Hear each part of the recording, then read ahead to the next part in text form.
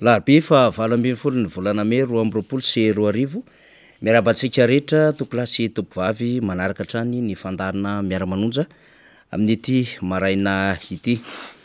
ary miaraba reo namana mpiaramiasa teknisiany tena tsy azo atonoiny izy ireo satria ireo no mampita ny sary sy ny feo atsika isa-tokatrano any anatin'ny fiarakodia any anatin'ny reny tsena maro samihafa amreo fianona amin'ny alalan'ny telefona ny écouteur zany any amin'ny toerana rehetrarehetra zay afahantsika mihaino zany na any an-tsaha ihany koa na any anaty carrière rehetrarehetra any zay handraisantsika ity fandarina miara-manonja ity arabaintsika rehetra ny any ampitan-dranomasina tsy adinoitsika zany ny endriky ny fandarana dia iaraka amin'ny solombavambaoaka antsika rehefa aveo raha ny tokony ho izy dia ny solombavambaoaka ny boribory tamy fahadimy zay filohan'ny volana parlementaire ny antoko tiako Madagasikara fetra raha lamizafimbololona raha zafy tsy mialina no iaraka amintsika eo rehefa aveo eo ampiandrasana azy zay mbola manao ny fandaminana samy hafa ihany koa satria mafana ny fivoriana eny Tsimbazaza dia Rakoto Andrina Motarson Alleluia na itonto mota miaraka amintsika rehefa aveo zany resaka lafinjavatra maro isika dia mbola miezaka ny janona ao anatin'ny actualité satria miazakazaka ihany koa le raha zany tsy hoe vita tamin'iny ny fanambaran'ny vondrony Europeana dia mangingina fa ny suivi sy ny fanatanterahana azy zany am'ireo recommandation ny recommandation manko natoromarika dia zavatra tsy maintsy tanterahana zany tena obligatoire zany zavatra zany tena terenany tsy maintsy anatanterahana an'zany everitsika fa zava-dehibe ho an'ny fiainan'ny firenena zany rehetrarehetra izany satria tena iakinandohany ho avy sy ny filaminan'ny firenena sy ireo afahantsika mampiainga ny tontolo ara-toekarena ananatsika n'izay bonne gouvernance zay sy ny état de droit izay dia ho tairitsika tahaka ny efa ny tenenantsika hatramin'izay hoe reto ny vahaolana ho an'ny Madagasikara de iny ny raisy ny volony Europeana iny zay zavatra rehetra zay efa nivetivitesitsika isan'andro ka tsy mety reraka tsika am'resaka an'izany satria tsy mbola tonga saina tsara le fitondram-panjakana zany ho amin'ny fanatanterahana an'izany fa mbola tady iodikodina kanefa efa eo ambamy masina eo ny toromarika lehibe zay tsy maintsy ho tanterahana avy any amin'ny sehatra iraisam-pirenena raha ny vaovao samihafa mbola ho an'ny vondrony Europeana iny teny iny fa mbola manakambara mikasika ny Madagasikara reo sehatra iraisam-pirenena maro samihafa zay hoe tsika miandalana io daholo ny fanehoan-kevitra izy ireo zany ary tsy de mifanalavitra am'izay fa araky ny anjara tandrifo samihafa andro sehatra iraisam-pirenena ny hitondrany izy ireo ny lafim-panambarana fa amin'ny akabeany de manery amin'ny fitondram-panjakana malagasy hiditra am'izay hoe lalany sy ny fandaminana ho amin'ny ho avy sy fiatrehana ny zava-misy ankehitriny zany rehetrarehetra zany satria efa tsapandrehetra zany fa efa anatiny tsy fitantanana mirindra sy ara-dalàna ntsony le fiainan'ny firenena ka manery zany am'izao fotoana zao lay sehatra iraisam-pirenena misy empiana Damoclès zany am'izao fotoana zao eo ambony lohan'le fitondram-panjakana akoatriny misy an'le eto zay miezaka ny manery ahazona vokatra aingana any am'ilay fitondram-panjakana zany rehetrarehetra izany tsy maintsy tsika ino moa zany ho tototsika nyty ady hevitra ty ho marteletsika foana isan'andro tsy avelantsika isotro rano tsy avelantsika anaonao foana tsy avelantsika anana fotoana zay anaovana an'izay zavatra mbola papaikady tsy mahomby zay le fitondram-panjakana zany satria rehefa zay ny nambara ary rehefa zay ny vahaolana dia ho tairitsika am'izay foana lizy mba hahatonga azy ireo iverin-dalana ao anatin'ny ady hevitra zay mitoetra araky ny tokony ho izy zany zay ny amin'iny fa ny anjerimanontolo moa zany ny vaovao nampitaitsika de hoe efa mirotsaka ao amin'ny kesin'ny PAT zany eny amin'ny anjerimanontolo eny ny anjara volan'izy ireo karama volana aprily sy ny taratasim-bola volana May raha ny vaovao fantatra zany zay fa zany moa zany de le fahatarana raha tsy nandeha zany lay fitokonana maro samihafa tsy ny azira ny fanjakana manoloana zay fa raha ny vaovao fantatra ihany koa reo PAT misotro ronono ihany koa de mbola manana ny zavatra ambaran'izy ireo satria ny installation'izy ireo raha ny fantatra zany de mbola anisany atsony reo PAT zany reo mpandraraha eny anivon'ny anjerimanontolo zany ireo le PAT miasa le teo aloha le nitokona teo zany sy le hoe niandry ny karamany zany fa ho an'le PAT zay efa nisotro ronono de mbola misy anjara volany amin'ny installation'izy ireo zany zay tokony alohan'ny fanjakana heritaona eo mbola tsy nahazoan'izy ireo an'zany dia misy ihany koa ny fitrandram-bavao samihafa ifampiresahan'izy ireo izaran'zay vaovao zay akoatran'izay ny mpianatra dia mitantara ny olana samihafa zay sedrain'izy ireo ao anatin'izay hoe grevy ataon'ny croix grevy ataon'ny mpandrarany université grevy ataon'ny mpampianatra pikaroka fa mbola tsy ara-dalàna ihany koa ny vola zay andrasa mpianatra hatramin'ny taondasa ka hatramin'ity taona zay diavintsika ity ka mbola mangataka izy ireo ataovy ara-dalàna zany ary mangataka nijerevana aingana ny olana ny université arak'izao hitantsika amin'ny fanambaran'izao satria nambaran'izy ireo zany de hoe mijaly izay mpianatra noho ny tsy fisian'ny fampianarana efa volana maromaro zay de nangataka ny amahana reo olana zay mampikatso ny fianarana zany sy reo ilaina ho vova faran'izay aingana zany mba ho fitsinjovana ny filaminana iny amin'ny anjerimanontolo zay no teboka voalohany ny teboka faharoa de hoe famaranana ny taom-pianarana mba hanenjehana ny taom-pianarana vaovao de mangataka ny fahaiza-mitatana enivo ny tompona andraikitra tandrify izany zay hoy ny mpianatra mba hitsinjo ny mpianatra ka ametraka ny tety-andro calendrier zany mifanaraka am'zany sy ny fenitra iraisam-pirenena ary ny teboka farany de hoe tena zava-dehibe efa nitakiana hatriny ela dia ny fanatsarany fampianarana eo anivon'ny université fanatsarana zany fampianarana eo anivon'ny université de mangataka izay ozy izy ny mpianatra mba hamoahana faran'izay ngena ireo vatsim-pianarana rehetra tsy mbola voalo na tamin'ny taom-pianarana ity na tamin'ny taondasa araky ny nambarako teo aloha zany ho an'ny mpianatra zay resahantsika zay zay zany mampaneny lakolosy any koa mpianatra fa izy ty mbola misy vatsim-pianarana vary mangatsika tamin'ny taondasa akoatra ny tamin'ty taonty tena sahirana hoy isika le fanjakana tsy manam-bola le vola kely 2-3 milliards araky ny teny tonton mota misy ao anatin'ilay trésor sy le kitapom-bola mpanjakana fa le vola miodina eto amin'ny firenena tsy hita zany fa raha vola ndray anaovana oeraoera sy fihetsiketsehany fitondram-panjakana de hita ndray zany zay ndray aloha zany mampiavaka kely an'le fitondrana raha ho amin'ny tombontsoa an'izy ireo sy ny antokony sy ny déplacement an'izy ireo mba ahafahana manako maso sy ahafahana manao propagandy nambaran'ny député colonel Rambomaly efa propagandy zao zavatra atao amin'ny fitondram-panjakana zao fa ny miteny tsisa hoe fidio zay zany sisa ny tsy ataon'ny fitondram-panjakana amin'io déplacement rehetrarehetra io na hoe fidio président Rajoelina fa ny fihetsika rehetrarehetra atao de efa tonga am'zany avokoa zany de zay lafin-javatra zay zany tenentsika hoe mahita vola izy ireo zany raha ho anna déplacement sy ho an'ny fihetsiketsehana sy oeraoera sy resaka fanampena maso an'le vahoaka malagasy fa raha ohatra ka ho amin'ny tombontsoa ny mpianatra ny mpampianatra ny mpandrarà sy zay rehetra miasa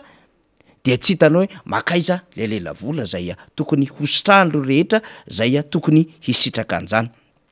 any fianaratsoa ihany ko andrasantsika ny vaovao samihafa satria mbola manana olana mitovy an'izao daholo no université rehetra ohatran'izany ny tontolo ny fampianarana ambony eo anivon'ny CCS miandry ny AG androantsika satria manao assemblée générale koa satria mbola tsy voavany olana CCS mpampianatra pikaroka mpampianatra zay mangataka amin'ny fizakantena ny université sy reo toera mpampihofanana samihafa mifandraika am'zany anjerimanontolo izany de mbola manohy izy ireo zany zay fitakin'zay efa nanambarany teo anivon'ny CCS fa raha ohatra ka tena tsy voavaly faran'izay aingana de itoy ny grevy lavareny de AG zany ho tanterahan'ny CCS Sampanantananarivo androany de andrasantsika eo notoy an'izay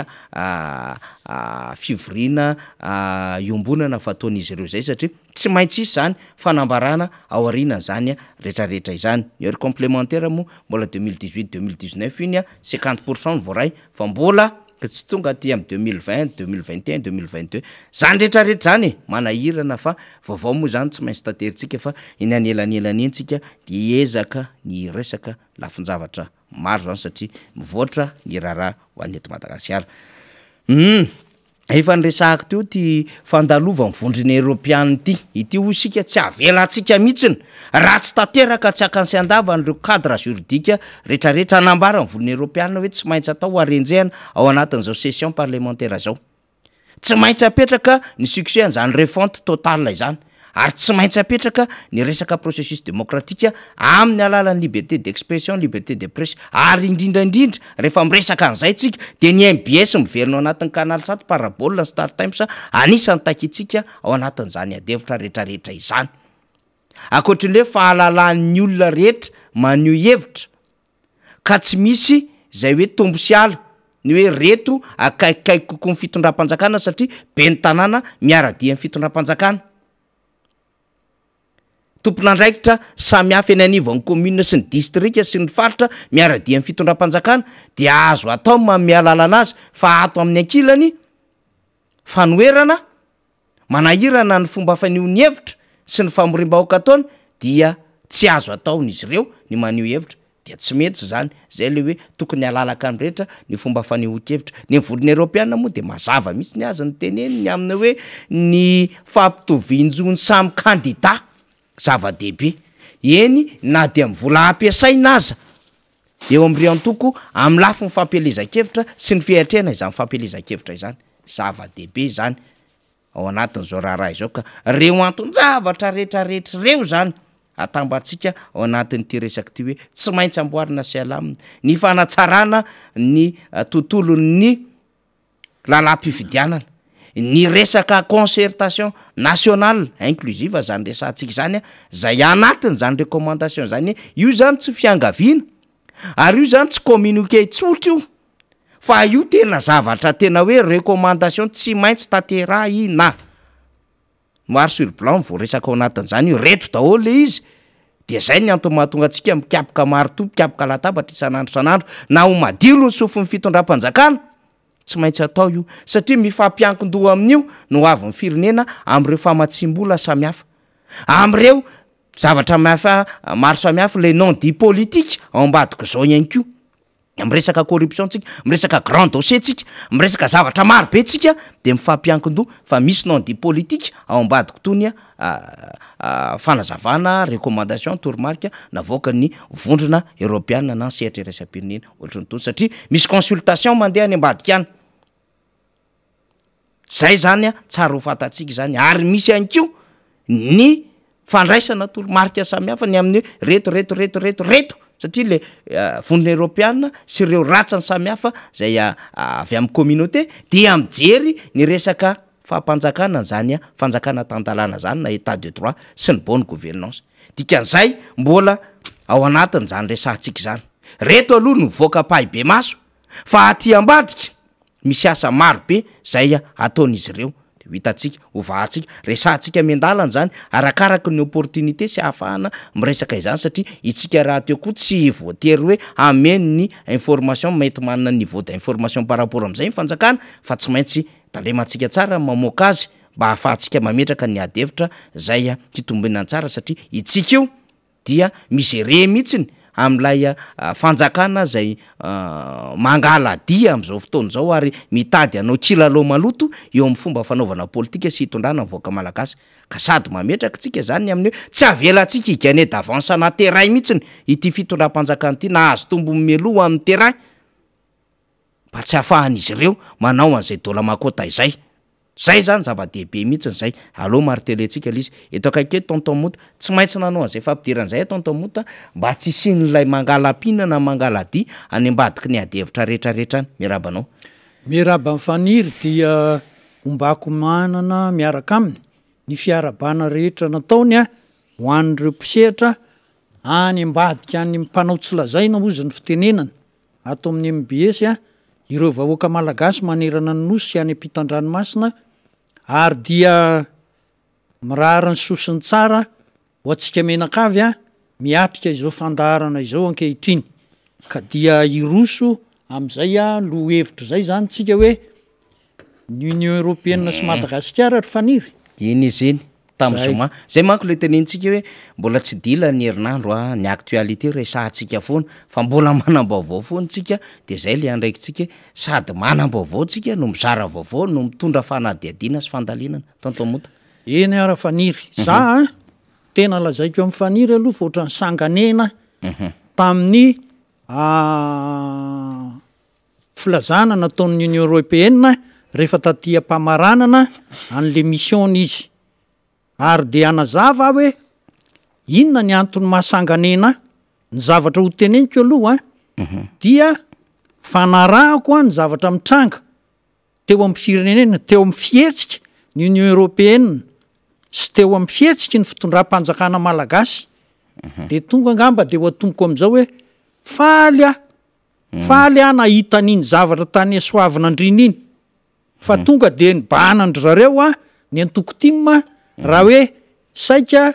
anao fionana timma fa tsy hoe famorim-bahoaka teo amin'ny kianja ny Soavinandriana faly afa maninona tena naseho an'reto fanjakany reto apabe maso tamin'ny Union Européenne fa tsy de ahoany akory na eo ary ny Union Européenne fa de asehoany mihitsy hoe fanjakana tsy refesy mandidy ny fanjakana misy eto Madagasikara ary de manao zay tiany ataony ka na de misoratra ny anatin'ny lalam-panorenana ary ny hoe demokrasia fahafahana maneho hevitra ny liberté d'opinion sy ny sisa dia tsy nirara iny zany ary dia ireto sous-préfet sy ny préfet any amin'ny ilana andrefana Antananarivo any moa chef district sy ny préfet no nanao an'izany de nasarotsaromana hoe manao lalàna izy sy ny etsetreetsetra fa zavatra tena tiako marihana am'reto Union Européenne reto a de naseho any miariary teo anatrehanareo fa fanjakana tsy refesy mandidy dictatorial le eto amin'ny fanjakana eto Madagasikara zavatra nambaran'ny Union Européenne nefa am'ty ady mitranga any Ukraine sy Russie ity de hoe ady fanandrenan'ny firenena tsy refesy mandidy sy ny firenena demokratika ity ady ity de ahoana moa zany ny fomba hijerena ho an'izany ireto délégation Union Européenne mbola teto a de mitranga le zavatra zany hoe raha dikako amin'ny fomba fijeriko zany le izy a ohatrany tsy de ahoan'le fitondrana loatra le délégation Union Européenne de manontany tena nareo hoe ahoana ara no asahindra motarsona miteny an'izany mampatsiahanareo ny zavatra misy fotsiny ary efatra amin'ny heritaona andeha ho any amin'ny fivorin'ny firenena mikambana ny Flora Juel de nandalo tao a Paris niona tamin'ny Flou Macron izy a teo atokotanin'ny Élysée izy a no niresaka nandray fitenenana amin'ny Flora Juel dozy hoe tsika nge olona génération mitovy mantso amin'ny président Macron a filohan'ny firenena laharana fahasivy eto atany président Rajoelina filohan'ny firenena gisitra anisan'ny gisitra eto atany zany ny tonga de fomba fitenenana ho azy zany hoe tsy de atahorany loatra zany le olona noetin'ny président zavatra nitranga no averiko aminareo a noetin'ny président niditra tao anatin'ny lapy izy a ary de raha ny firesaky ny gazety sy ny mpikirakira vaovao a de atao hoe nahazo fitenenana maherihery a Flora Juel tao anatiny tao hoe remontrance zany amin'ny teny frantsay fa zao tonga tany États-Unis tany New York tany amin'ny assemblée générale ny ONU ny Flora Juel ny Flou Macron ndray no namelesany am'le hoe ahoana ny resaka île le Pars tiako resahana aminareo zany a tsy de ahoany mihitsy io Flou Macron io na ahoana satria maninona ny mahatonga an'izany akaiky fifandraisana amin'ny Flou Sarkozy teo aloha izy Flou teo aloha Sarkozy ary de ny Flou Sarkozy no ianteherany a iteny amin'ny fijeriko zany a iteny amin'ny Flou Macron momba ny fiarovana azy sy ny sisa fa raha ny marina nge tsy apatelony zao akory ny nataon'ny Flora Tsiraka tany amin'ny taona 90 de efa nataon'ny frantsay no nampiala azy teo amin'ny fitondrana nalefa ny concertation de nikisaka ity efa tafa oatra amin'ny lafiny zavatra rehetra tsisy zavatra mandeha eto amin'ity firenena ity a ohatrany tsy hita ny frantsay de mikisaka ihany tsika zay no anaovako hoe le fitondrana frantsay mihitsy a no ohatrany tsy de atahoranyty fitondram-panjakana malagasy ity ary ny Union Européenne ary a ohatrany tsy de ahoany loatra reny tranga tany asoavina indrindra reny a tsy enatra tsy tahotra izy de manao an'izany a de ho anatreny eo anatreny union européenne de inona ny zavatra vao amarika ny zavatra ny tranga mantsy de zao raha tany amin'ny FMI sy ny banque mondiale ny ministra ny finance io raha mato ministra io tamin'ny heritaona ohatra zao volana février mars akory ary izay de nanao engagement hoe anao firenena tsara tatana anao ny mangarahara ny transparence anao ny miady amin'ny kolikoly anao an'izao rehetrarehetra zao état de droit ny tanytandalàna sy ny sisa nampatsahivondry zareo efa misy ny banque mondiale zany taty amin'ny volana juillet tamin'ny heritaona de nangataka ry zareo nangataka ny banque mondiale sy ny FMI miantso ny PTF partenaire technique et financier mba hiara ifarimbona anampina ny Madagasikara izotra ho amin'ny lalan'ny fanjakana tandalàna zay no nataony taty amin'le septambra namoaka vola izy moa fa apahany apahatelony sa apahafiriny navoakany tamin'izay dia nandrasana zany ty fihevian'ny Union européenne ty nanambara ny Union européenne fa ny accord de Cotonou efa miova moa ny anarany fa tsy accord de Cotonou tsony tokony andraisan'ny Madagasikara vola eo amin'ny 512 millions euro eo de tokony ho ny faranana tamin'ny décembre 2021 fa hatramin'izao le izy mbola tsy vita tsika koa moa programme novana foana ny anarany hoe IEM PM sy ny etsetra fa tsy hita zay marina amin'ity programme ny fitondram-panjakana malagasy mba tsy hanaovana hoe tsy misy ny eritreritra mibetsaka fa ny misoratra ohatra ny zavatra manahirany tsy de misy loatra de miantony eo ny raharaha fa de zao zavatra mitranga eto amin'ny fifandraisan'ny Union européenne sy Madagasikara raha ny fahafantarako ny toetra ny Union européenne ny frantsay sy ny Allemagne moa no mitarika n'ity Union européenne ty fa ny Union européenne nge firenena efa 17 ny ao anatiny ary dia sarotra aloha ny teny hoe dia miray hevitra daholo izy 17 raha tsy laza fa tsy nyresaka pétrole raha zao hoe pétrole Russie ndao andao embargo tonga de misy firenena tsy mety tsy manaiky hoe tsy mety zany de tapina teo ny zavatra ohatra zany sarotra ny mahita fa zao ny Allemagne sy ny frantsay foana no mitarika ny zavatra ny ekonomian'ireo moa no matanjaka mahatsara ny Union européenne zay ary Madagasikara de ao anatin'le lazaina hoe précaré frantsay zany hoe tany filalaovan'ny frantsay raha atao amin'ny dika teny tsotsotra zany ka rehefa misy zavatra mitranga eto Madagasikara amin'ny fitsinjarana isa-paritra amin'ny relation internationale anontaniana ny hevitry Frantsa zay indrindra na hoe atao amin'ny SADC ary tsika de Afrika Atsimo tokony piloty de anontaniana ihany ny hevitry Frantsa zay nitranga tamin'ny 2009 reny de ity ara tonga ny Union européenne ny zavatra nitranga ngeto zao tany amin'ny volana septambra no nyresaka tamin'ny ministra ny fitsarana ny ambassadeur ny Union européenne hoe de faly zay fa de efa miezaka nareo ato anatin'ny ministera ny fitsarana manao ny asa tokony ho izy ampandeha tsara n'ity herinandro telo tao aorianan'izay nasorona le ministra nohony tsy fetezan'ny raharaha tsy pian'izay de ny zavatra nitranga zany tamin'ity fahatongavan'ny délégation-ny Union européenne ity ny frantsay nandeha rery nandefa mission izy délégation koa nijery ny ministera ny fitsarana nandefa expert izy lazaina an'izay mihitsy qualifié expert ny nalefany de inona nijerevan'ireo expert reo nijery momba ny fitantanana amin'ny fonjy izy de nijery ny momba ny greffe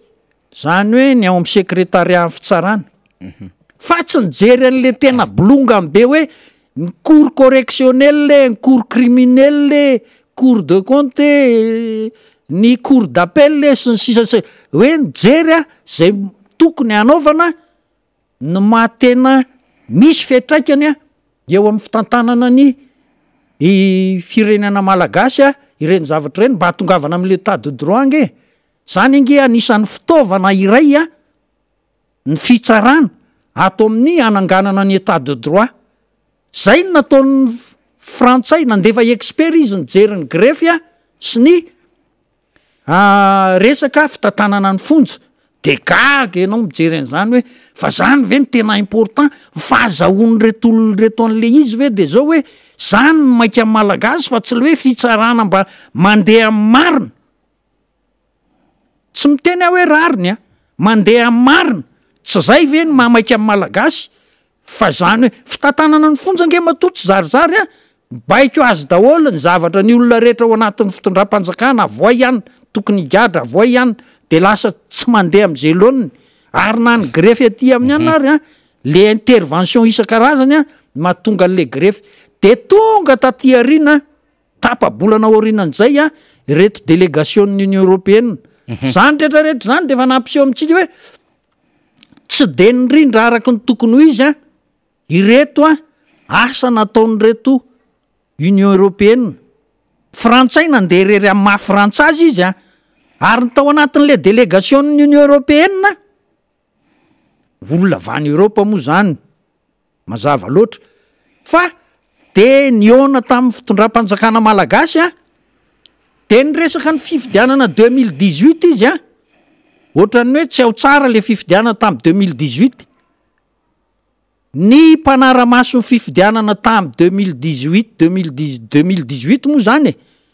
ny avy amin'ny union européenne ny tena nakalaza hoe tena ao tsara iny zao izy zany manao hoe misy zavatra tsy nandeha araky ny tokony ho izy reny a eo zany de ohatran'ny efa hoe tsy mirindra tsara le izy zay fa ny zavatra hitany fahitan'ny firenena malagasy ankehitriny de zao hoe tokony ho manina ny fifidianana amin'ny 2023 gaga ianao satria amin'ny saina tsy miangatra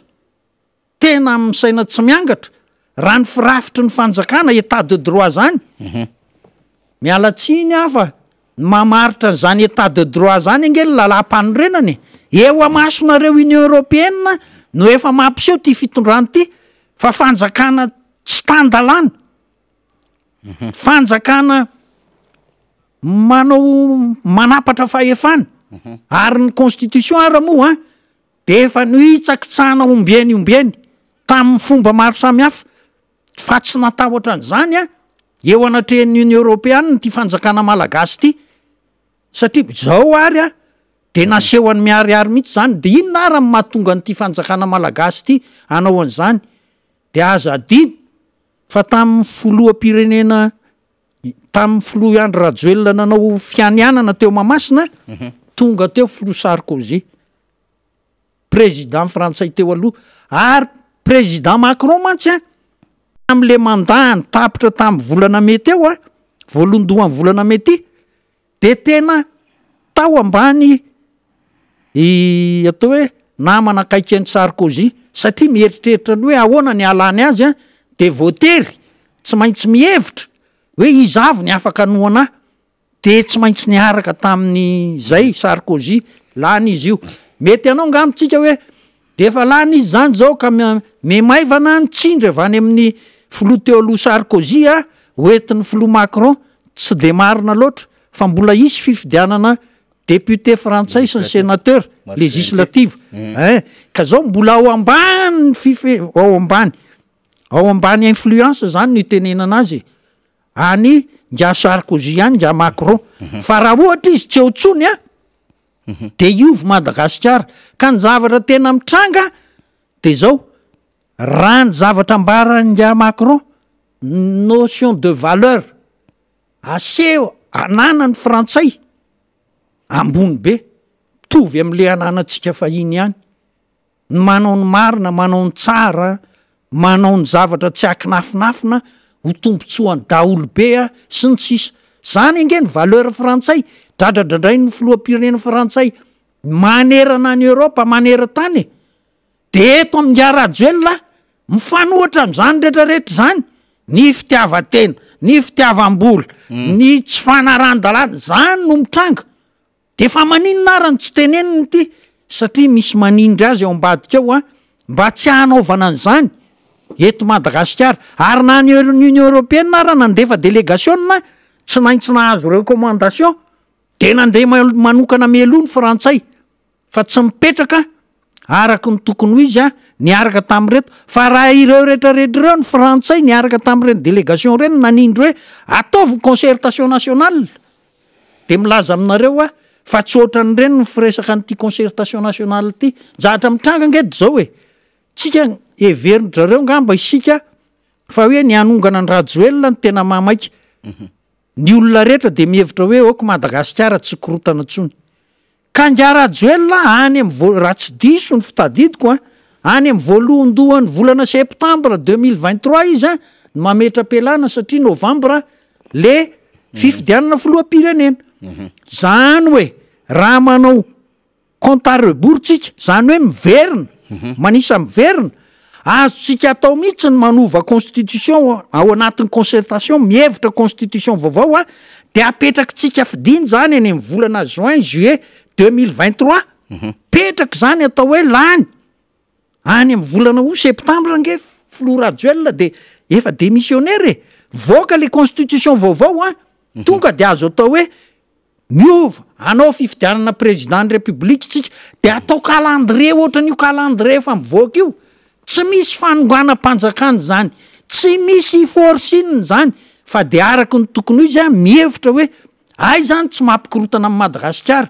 de atao concertation zao moa tsika mbola hoahoany mandeha izavy le anina fa any amin'ny volana juillet any tsika tokony efa andeha ny concertation régionale sy ny etsetratsetra na misy hatrany amin'ny communal fa any amin'ny volana mars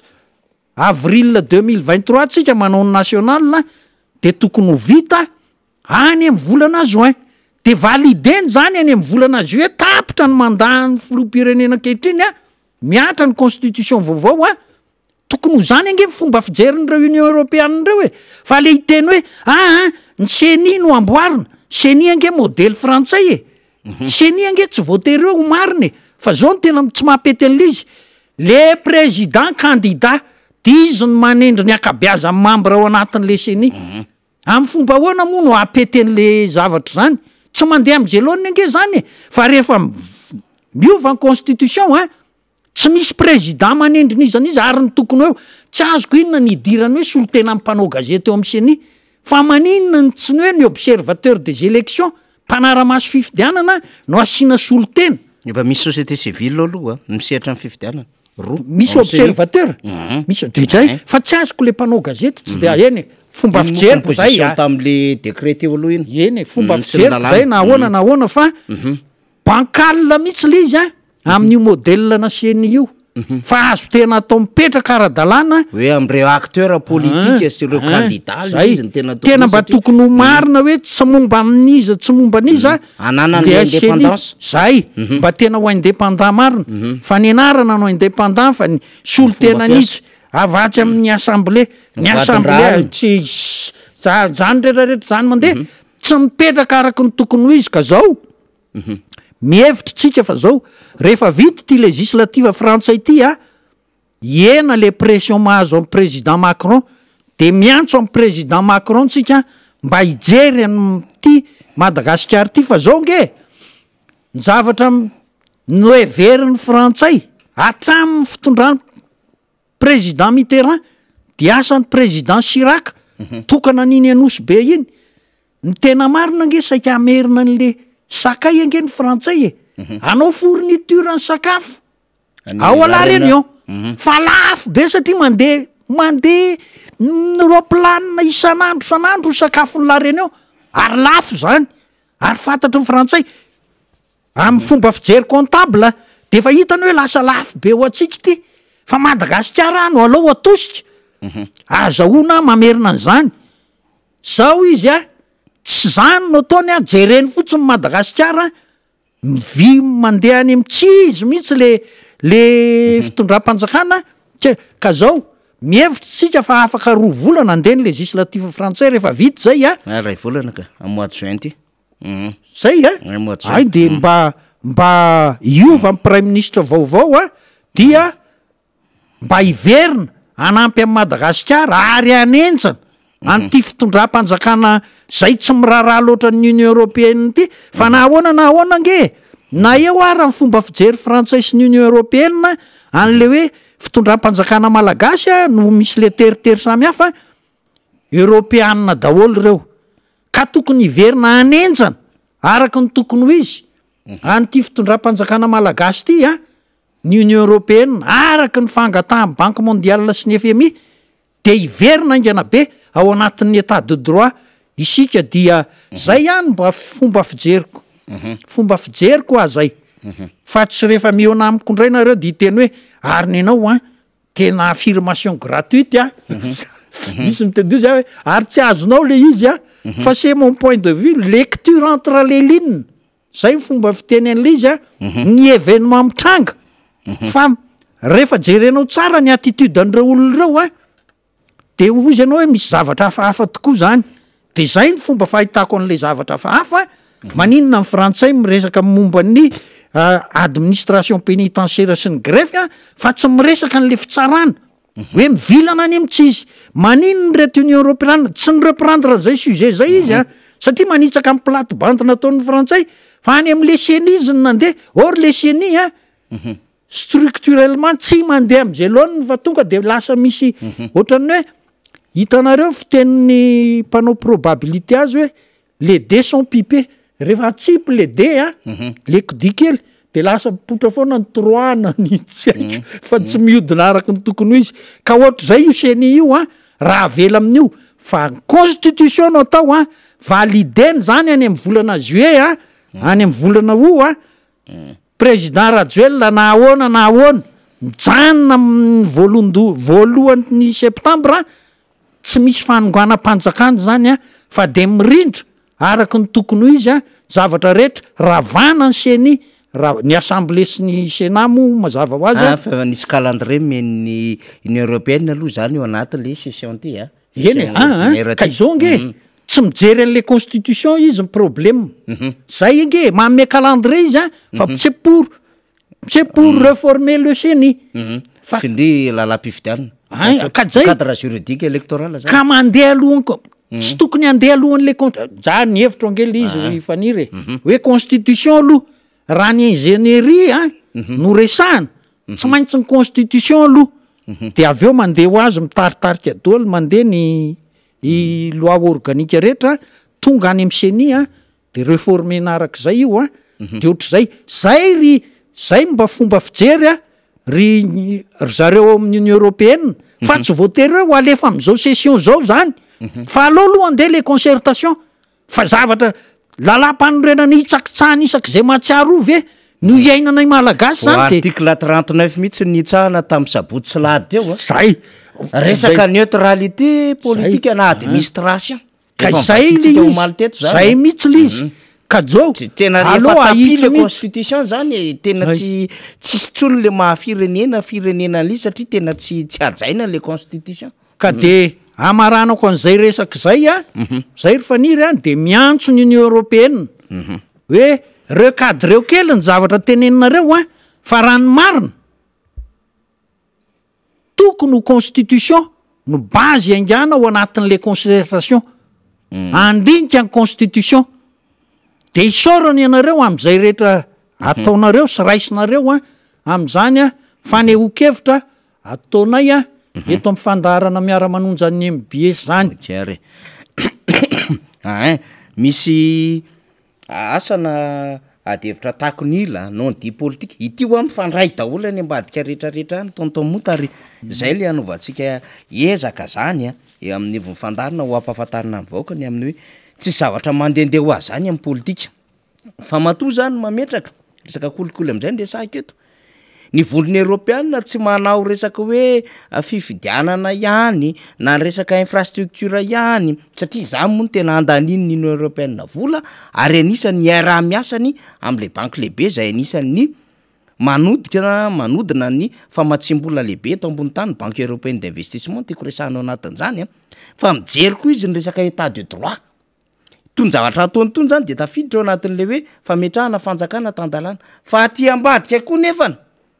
dia miasa ny communauté zay tsy ny union européenne reny fa ny nations unies ny PNUD et consort sy ny rehetrarehetra moa zany rehefa miresaka an'izay tsika ao anatin'le système anticorruption ka raha miresaka système anticorruption tsika zany satria reto olo reto ny vahiny de manara-maso am'izay koa zareo zany de mieritreritra ny hoe satria matoa zay natanjaka tafiditra ao anatin'le pays riche ary matoa misy pays émergent tafiditra ao de zao miezaka ny nandresy an'lay corruption de mieritreritra zareo hoe reto misy système ho atsangany malagasy ary efa nataony président Marc Ravalomanana zay depuis tamy 2003 sy 2004 de nametraka an'le CSLSS zay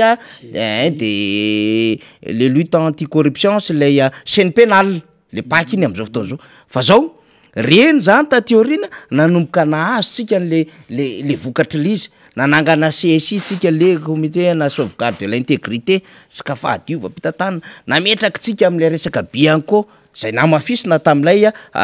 ezaka nataony Flora Ravalomanana teo aloha nametraka tsika am'lay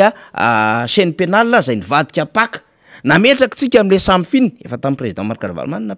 nametraka tsika ary mametraka tsika am'izao fotoana zao zany le ARAI le agence de recouvrement ny avoir illicite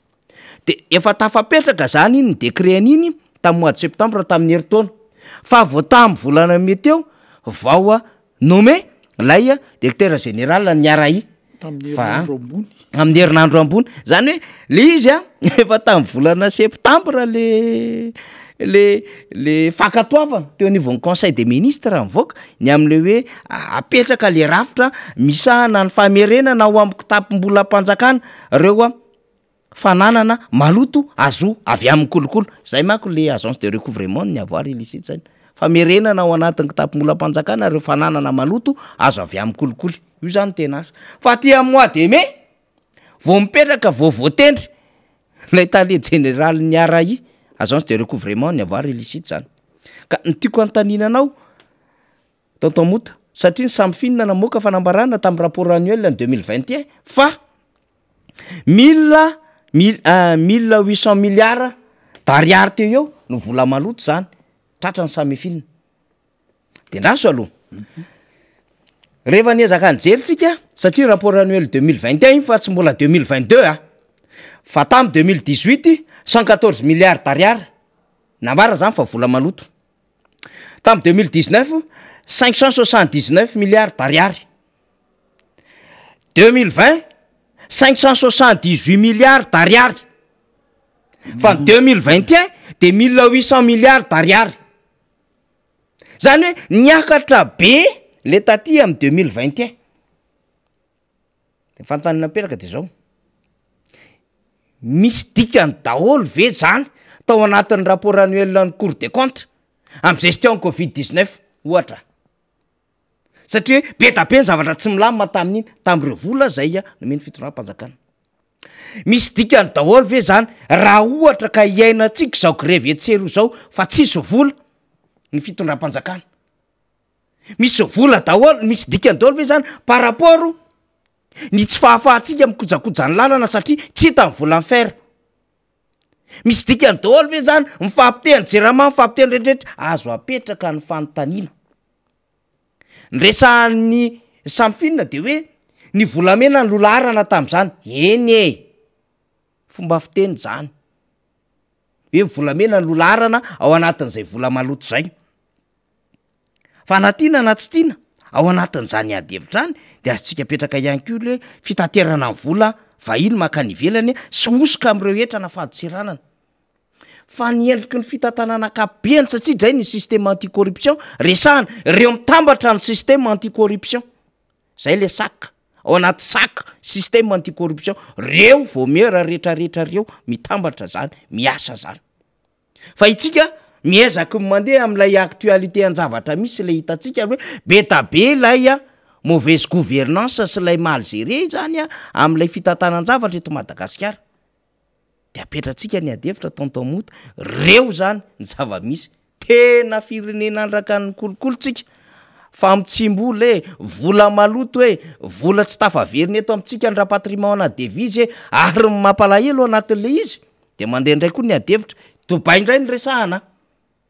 hoe misy trano 370 any Dubai de malagasy 530 eo ny tompony de ozy ny samy finina mbola no fanadidiny zay fa akoatra ny Dubai sy ny raharambolamena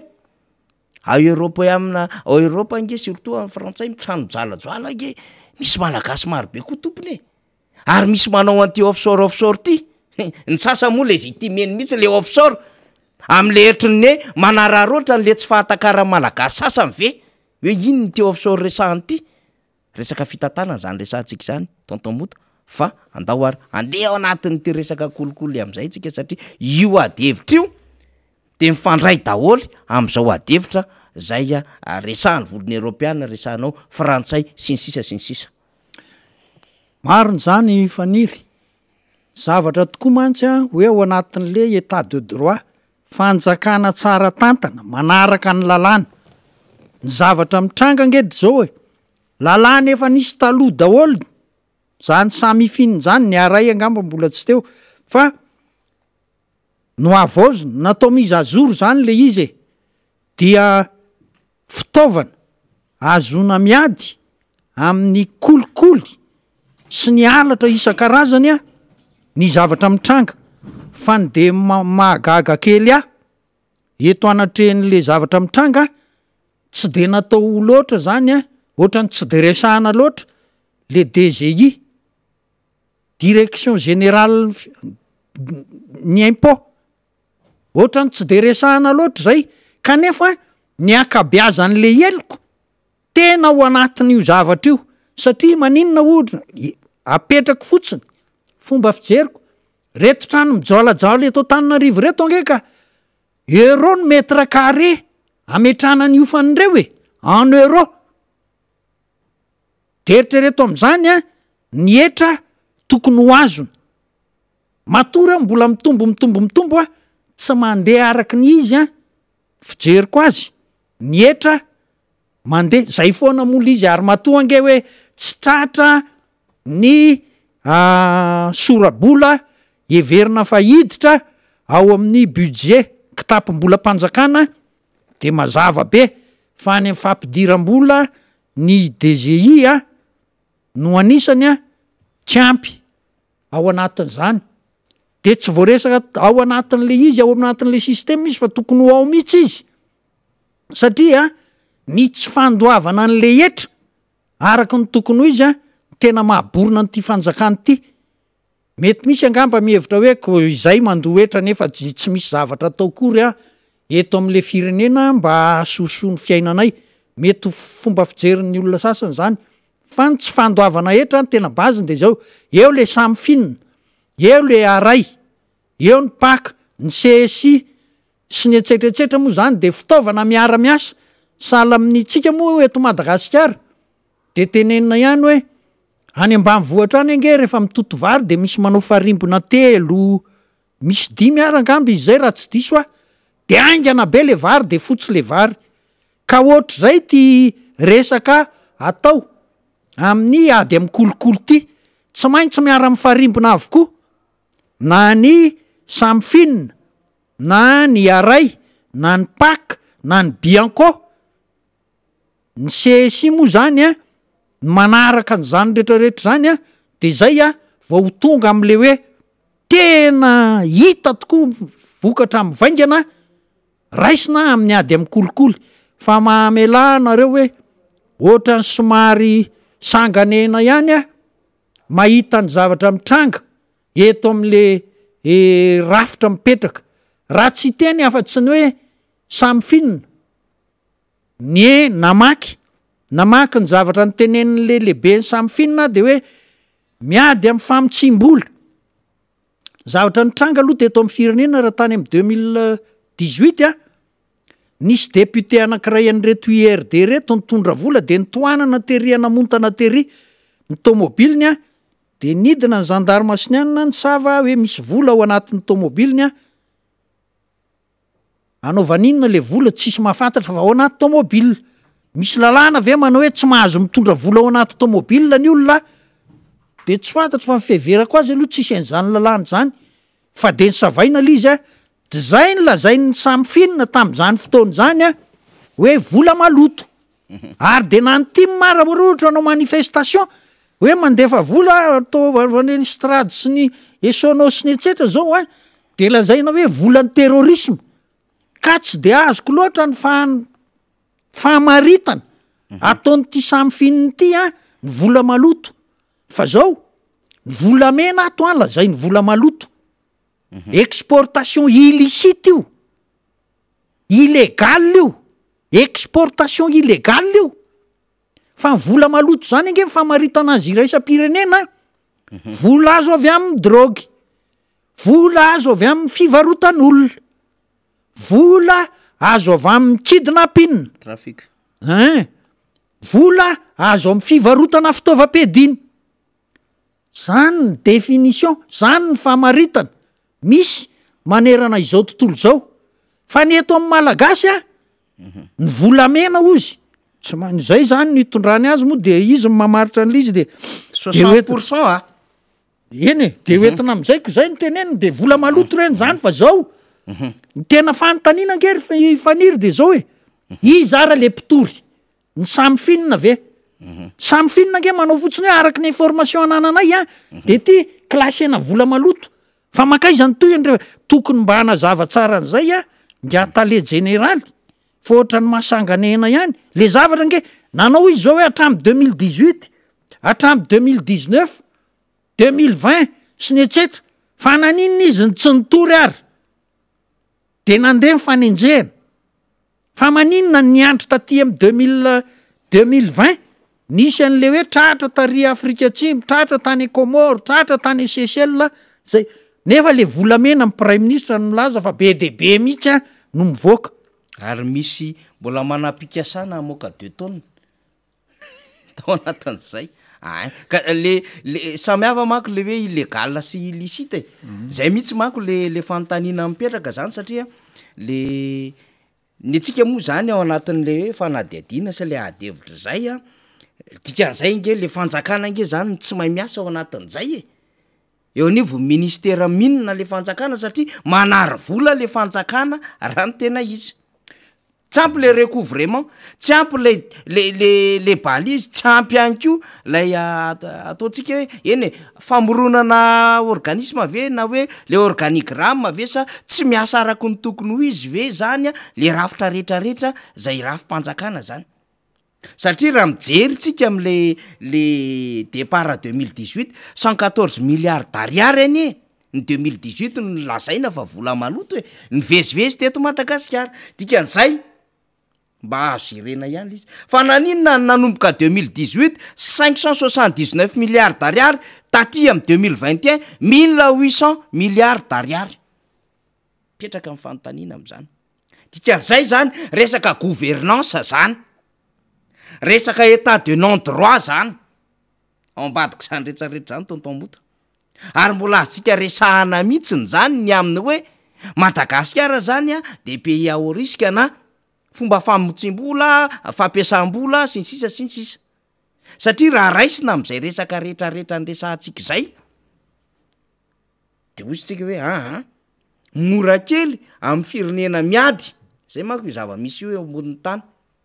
ny firenena miady no tena manao famotsim-bola rehefa misy ny ady eo amin'ny firenena anankiray de dikan'izay zany tsy maintsy misy miezaka mamoaka vola ao anatin'ny firenena anankiray de mandeha le resaka terrorisme mandeha le resaka hoe blanchiment na capitaux mandeha le resaka hoe fivarotana fitaovam-piadina sisy zany nge zavatra nitranga tao a Venezuela e rehefa nikotrokotroana aonga Nicolas Maduro de nandeha hatramin'ny fanonganana azy daholo ny PG tany Venezuela niketrika an'izany nandeha tamin'ny fanonganana azy daholo ny mpiasa banque centrale nandeha tamin'ny fanonganana azy taty amin'ny antenimieram-pirenena Juan Guaido sy ny sisa sy ny sisa de petsaka ny vola zay nivezivezy very ny ala tao a Venezuela de saminare daholo rehetrarehetra ary nisy information circule par rapport am'zany rehetrarehetra zany hoe misy vola diovina mivoaka avy ao Venezuela Bolivar zay manko ny unité ny volandrareo de reo vola reo ny vezivezy teto ambonin'ny tany de ao zany le hoe blanchiment na capitaux satria ao anatin'ny ady zany no betsaka ny vola miodina tsara dalàna io any Ukraine io inona zava-misy any Ukraine rehefa ny amerikana miteny azy tontomota de mety le izy rehefa ny europeana koa miteny le izy de mety le izy ny am'le hoe hamatso voly zay any Ukraine hividiana fitaovam-piadiana dikan'izay zany ao anatin'ny ady mandeha aloha zany ny industrie ny fitaovam-piadiana satria misy volamity le eto ambony tany zay ho any tsy mampitovy aoka fantatritsika tsara mihitsy ny amina hoe mindram-bola nge samy mitrosadolona amin'ny firenena mandra na amin'ny firenena frantsay eo fa tsy mitovy le izy ny azo ny vahoaka efa manana PIB efa ty amin'ny 23 000 24 000 ty ny anao PIB anao moyenne 500 $, tiako tenena am'izany fa izy ao anatin'izany efa miaina ny vahoakany misy orientation mazava ny azy mpianatra vita fianarana ambony be ny anazy ny PPA parité en pouvoir d'achat ny inflation ny anazy tsy miteny ambany be ny taux de pauvreté ny anazy tsy mitovy any aty amitsika 95 92 efa resiny zany fa izy mindram-bola zavatra tsotra ny azo roa ihany resaka tontolo iainana sy resaka fitaovam-piadiana satria ny firenena zay azo lazaina fa manana puissance économique de mamokatra fitaovam-piadiana io démonstration ataon'ny tafika rosiana io sy ataon'ny amerikana donc ny fandresen'ny ukrainiana zany tsy fandresen'ny ukrainiana androany fa fandresen'ny amerikana ny faharesen'ny ukrainiana de tsy faharesen'ny ukrainiana fa fandresen'ny rosiana de milalao eo ampovoany eo ny europeana reo moa tsy mety manana mihitsy an'le fahaleovantena zany de izay lasa misy endrika famotsim-bola ao ambadika zany adevitra rehetrarehetra ny zava-misy eto Madagasikara zany de resaka rafitra sy fomba fiasa de lasa mivadika vola maloto ohatrany hoe tsika tsy afaka manao raha patrimoine na devise impiry moa ministra miteny amoaka décret momba zao ary misy olona nitratrarina mihitsy satria tsy mirapatre tsy mampody an'le vola vahiny eto Madagasikara fomba fiasa zany raha miresaka hoe resaka volamena satran'izao fomba fiasa zany ohatran'le fomba fiasan'le hoe inona moa ty hoe valizy mosy kodiarana ty roulette tsy mahay ninina fomba fiasane zany hoe ahoana ny fomba hahafahanao manatsara le endrikilay fivarotana volamena sy fampiasana ny volamena eo amitsena iraisam-pinena betabe nge etsy ary anao tsy voentsika ao ny etsy analakely mividy volamena isanandro donc ny fomba fiasa ato anatiny mihitsy ny tsy mety a Madagasikara de lasa mivadika vola maloto le izy tontomota de iny rehefa avy eo ny tena olana amin'iny hanenjehana tompona andraikitra ray zay mety manam-bola fa ny tena loza mety azo hanenjehana panneau politique ary le izy de mivadika fraude douanière hoe fausse déclaration sy ny sisa sy ny karazany le izy resaka etra sy ny karazany fa fomba fiasa ny problème atsika zany fa tsika rehefa tena mijery an'izy hoe vola maloto mbola sy ny sarotrarotra ihany aloha zany vola maloto ohatra zany vola nampidiriny sasany nanaovana fampelezan-kevitra teto amitsika zany sokajiana zany zay tsy mazava ny fomba fidirina ao anatin'ny kitapo-mola mpanjakana anatin'ny ny banky sy ny sisa ohatra fa bon rehefa tonga amin'ny fanjakana le olona de miezaka ny récupérer an'le volany de manao contrepartie any ambadika any am'izay nanao fifanarahana taminy azo jerena sy eritreretiny ohatran'izany le izy fa tsy resaka fomba fiasa zany ka rehefa mijery an'izao nefa tsika zany tosytsika hoe tena resaka fomba fiasa zao problème zao tontomota ka izao le izy ro faniry fanondresana teo moa ohatran'ny hoe mpitoto vary manao farimbona farimbo telo farimbo dimy angana be fa ny zavatra tena mitranga rehefa mijery an'le izy tsika samy finina zany miteny hoe zao miliara tranga tamin'ny taona zao izy ara ny mpitory so de tsy prévu ao anatin'io firafitry ny samy finina hoe izy no mitory zao nge le aray ange tsy mitory le aray efa après ny famoahan'ny paka didy mandray ny andraikiny am'izay izy manao an'iny recouvrement iny zay le asan'le aray fa ny samy finina ve mpitory sa tsy mpitory izy sa manao déclaration fotsiny moeraoera hoe ay 1800 milliara 1100 milliara sy ny etsetretsetra ka zay ny tena mila atao mazava fa manjary tsy mety détournement eo amboniny satria ohatra le SMM nge le Thomasina SMMC mazava be nge reny hoe tena détournement escroquerie de izy zany to tsy misy mpitory zay le izy de mipaka sahiriny tsy fantatry mipaka na efa nitsara n'inona raha inona tsy mamerina fotsiny a tao amy Jirama tamin'ny fotoan'androny a DG Rasidy giadranke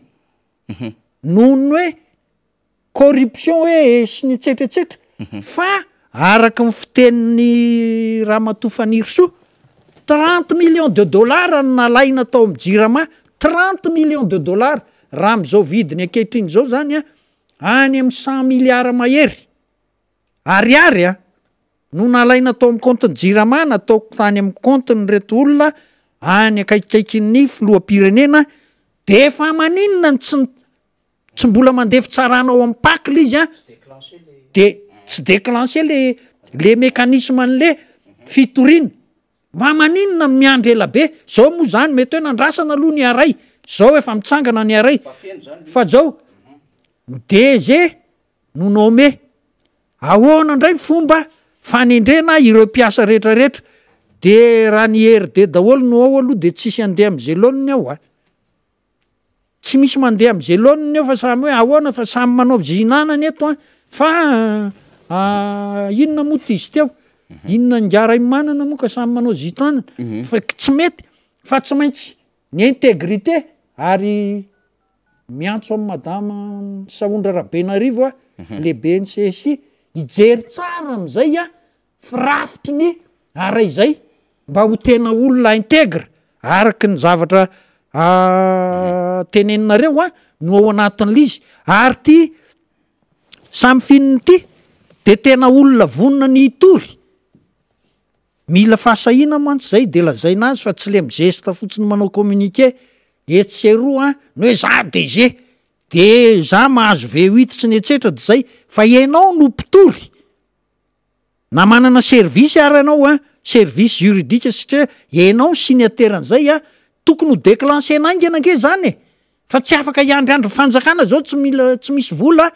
nareo tokony ianao zany tokony ampiditra an'ireo a 1800 milliards 1100 milliards 180 milliards ao amy kitapom-bola mpanjakana de mba avoaloha daholo ny borsa mpianatra sy ny sisa zay filana rehetrarehetra mba ho vita araky ny tokony ho izy eto am'ty fireneny ty fa raha vao tsy miara-miasa mihitsy reto Bianco moa de tsy fantatra ntsony ty Bianco ty fa tamin'ny andro président Ravalomanana izy a tena namely mafy tokoa ary de tena natahoran'ny olona raha vao hoe miaingany ny Bianco de efa misy résultat ho hitan'izay hoe iny fa ny transmetiavany a nalefany a any amy fitsarana ny tany amy chaîne anti-corruption moa izy tam'izany ny dossier-n'le olona fa zao a tohatrany tsy misy tsony sahala amy tsy misy tsony le Bianco aloha vola fotsiny angambo reo mpiasa reo a fa tonga am'le fitenin-jatovy hoe tsy aninona ka de ohatrany manahirana ka ity samy fininy ty raha hitanisy ohatr' zany fotsiny no ataonao a de mitovy amy tsy misy ihany fa angatao aingana ny fahefanao azo hitondra zay raha eo an-tananao ho any amy tribonaly ianao no miteny hoe araky ny information azonao tsy de zay loatra angamba le fandehan'le izy fa araky ny proof eo an-tananareo ianao manana amy polisy sy ny zandary a dia hoentinareo any amy tribonaly zany fa ny zavatra tena mampalahelo de ity le DGI ny fraude fiscale leto am'ty fireneny ty tena mamborona ny firenena ary ny olona vany an-dafy rehefa tonga de miteny hoe ay mandroso zany fireneny zany fa efa be de be building mitsangana reno ary automobile gaga mihitsy ny olona européenne tohatra ny 4x4 be ary tsy le 4x4 kelikely reny a V8 sy ny etsetra zany amer sy ny etsetratsetra no mitranga reo tranondreo a ho fainano euro mètre carré a fa ny tsy fantatry ny hoe ahoana ny etra aloha am'izany fa na ahoana fantatra angefa zao e ery zareo a mpisehatra mpandraraka rano fetim-boan'ireo ange de eo amy resaka TVA no tena problema tsy de ajain'ireo loatra fa raha tokony ando 500 millions ny société anankiray ariary ny resahako ohatra ao anatin'ny telo volana de ozy hoe alao a 250 millions no ameko anareo a no alohako a de ameko 20 millions nareo a de mba na ohatroatra zany ange fomba fanaon'ireo de aveo izy manao trano hoe le fraude fiscale mihitsy ary zao ny fraude fiscale tsy tokony isy péremption zany hoe tapitra io fa efa tapitra ny telo taona na tapitra tsy tokony isy an'izany fa na 3 taona ary a tokony ho azo enjehana foana fa za de milaza aminareo vahoaka malagasy milaza aminareo mpiray tanindrazana ny zavatra rehefa misy tsy fahamarinana atao eo amin'ny zavatra ataonao a hipotra foana iny ny fahazahoan'ireo teratany vahin'ireo ny tanyntsika malagasy misy zavatra tsy marina foana ao anatin'ny nazahoany azy a de ho hitatsika mora ny mamerina an'izany amin'ny malagasy satria misy zavatra tsy marina nalaina nazahoana an'io tany io reo tany rehetrarehetra reo lo eritreritra an'izany de nzao a ireo karana za tena miteny hoe aiko zany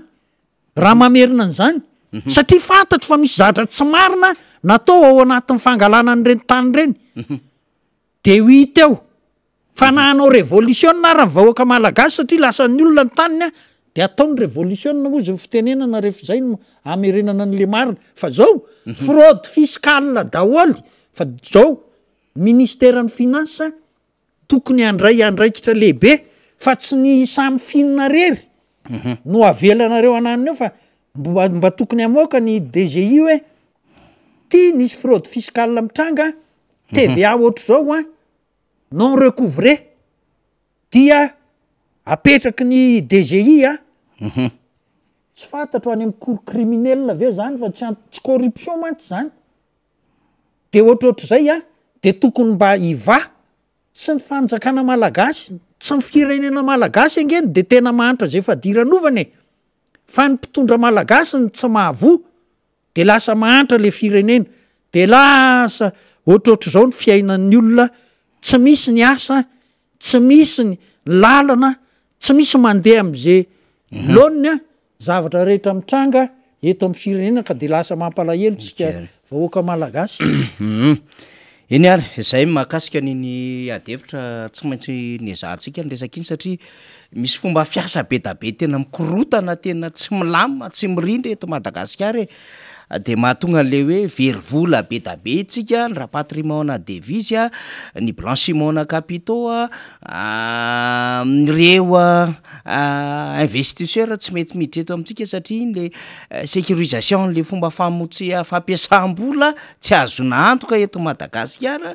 ny corruption eto Madagasikara be da be mihitsiny zany a ny fampiasana le rafitra araky ny tokony ho izy ananina département matanjaka tsy mandeha araky ny tokony ho izy fa ny illicite sy ny illégal be da be de zao moa zany tsika efa hiditra ny campagne na vany indray a anisany mampidy bola be eo amin'ny Madagasikara le vola le vany satria manodidididina teo amin'ny 600 millions de d'ariary sa betsaka ihany le vola no vola vahiny nampidiriny zany 600 milliards nampidiriny zany resaka vany zany satria navita nandefa vanila tamin'ny 2300 tonnes tsika zany ohatra tamin'ny taondasa zany vola be zany mbola hitondrantsika fanadiadina manokana fa mizaka maîtriser an'le sujet tsika io zany ty tsika tenenina am'zany de ny hoe miezaka mampidy bola mampodiny vola eto Madagasikara mpandrarahan'ny produit zay misy vola be ohatran'ireny ohatra ny vanily letchi ny girofle sy ny sisa fa ho any le resaka rena kibon'ny tany de tena mbola adevitra be satria manararoatra ny tsy fahasin'le lalàna mipetraka tsara zany le fanjakana sy le olona manana inona moa zany manana an'le tombontsoa am'le izy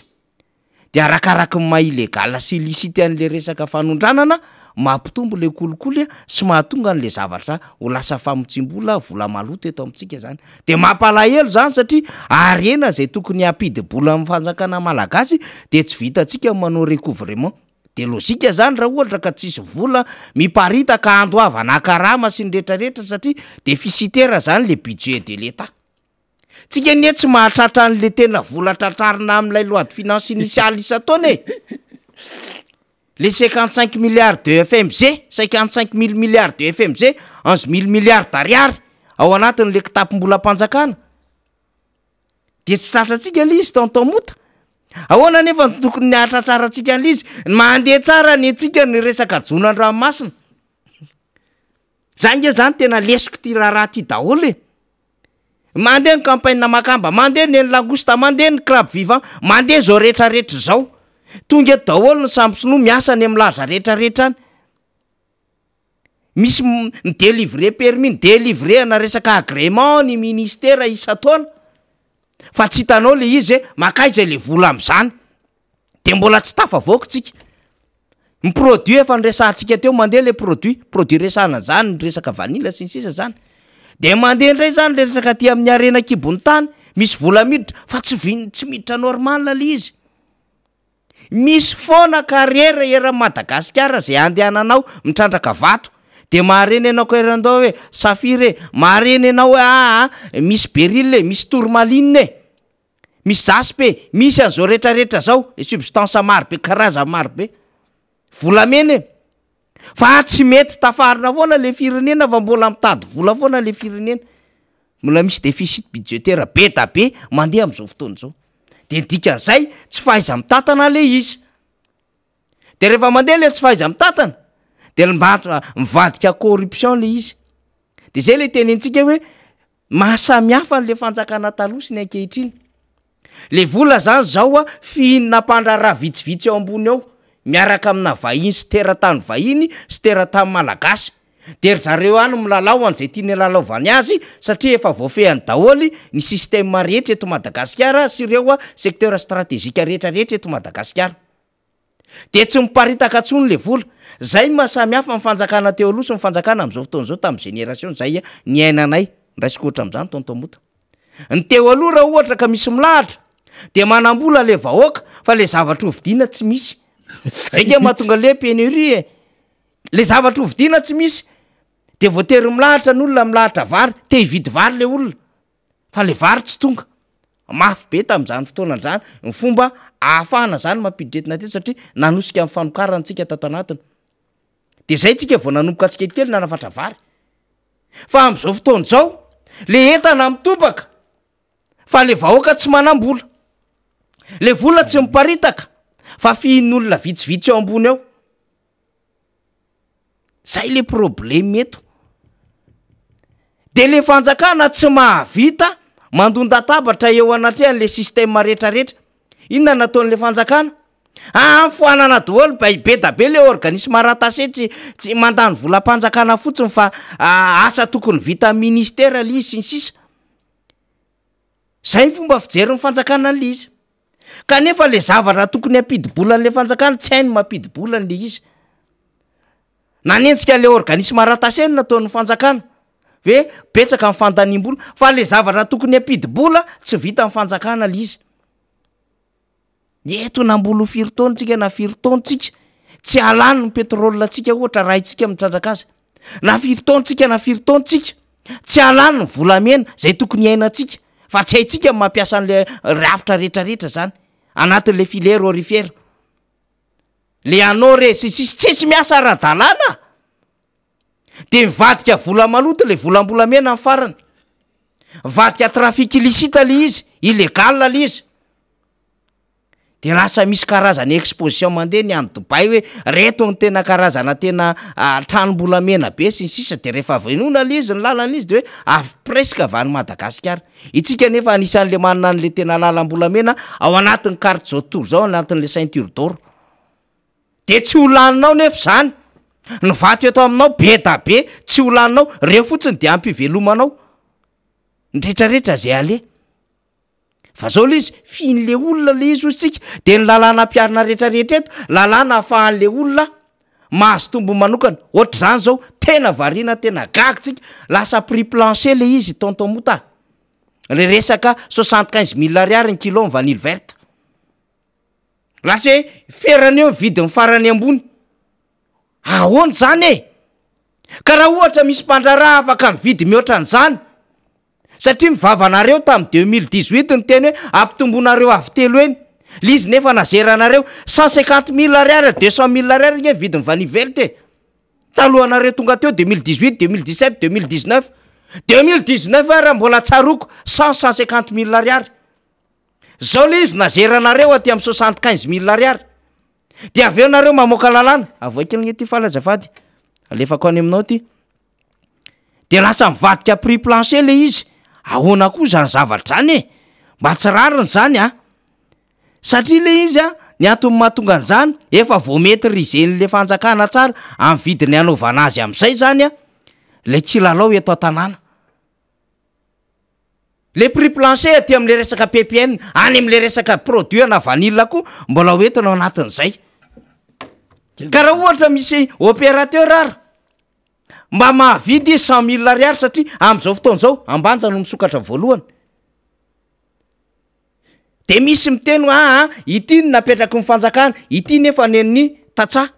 mpandafo tatsa de meritreritra fa any amin'ny 150 000 ariary mihoatra an'izay ny anazy tena atsotolona ho avy mahavokatra an'io vanille io ka raha ohatra misy mpandrara zay nge ny endriky fifaninanany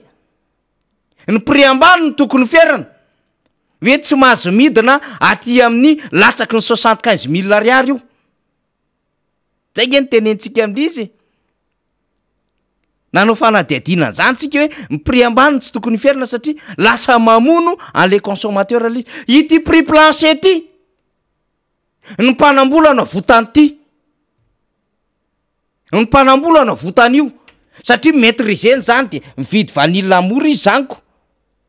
eo amintseny iraisam-pirenena nefa $4 ny vidin'le vanille $18 eo nge zaminy 75 000 ariary zany de mividiny iny 350 000 ariary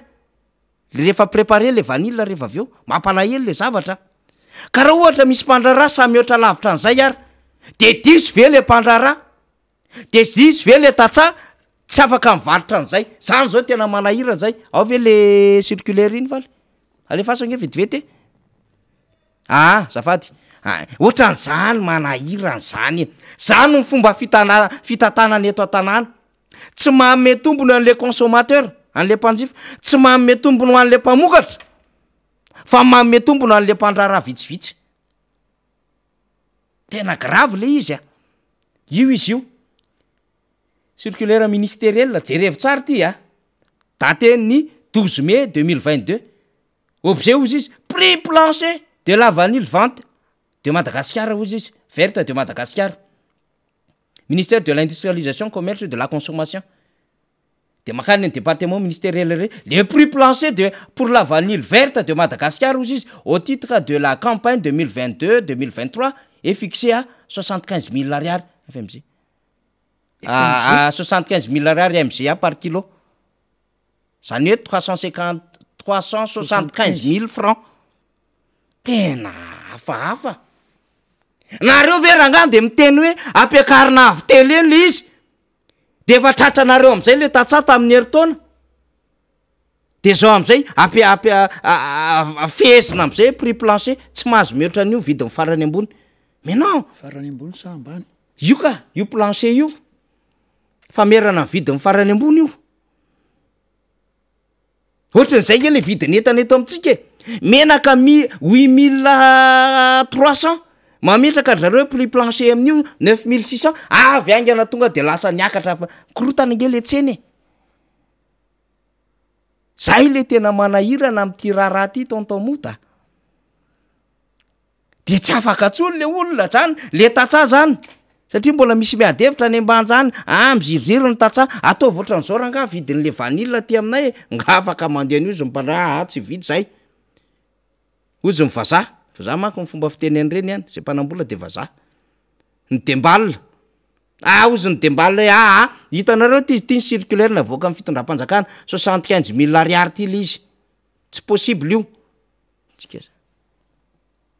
Lasa ohatran'izay le raharaha. Le avy telo eny zany ny tsotsorika nidina -3 zay ny teneny rasomotra teto.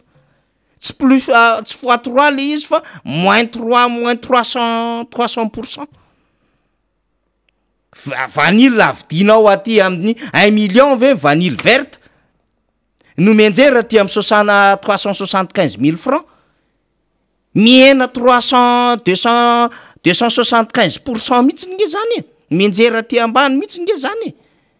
tena trop le izy a trop le situation fa bon le malagasy moa mafitoto be mihitsy iny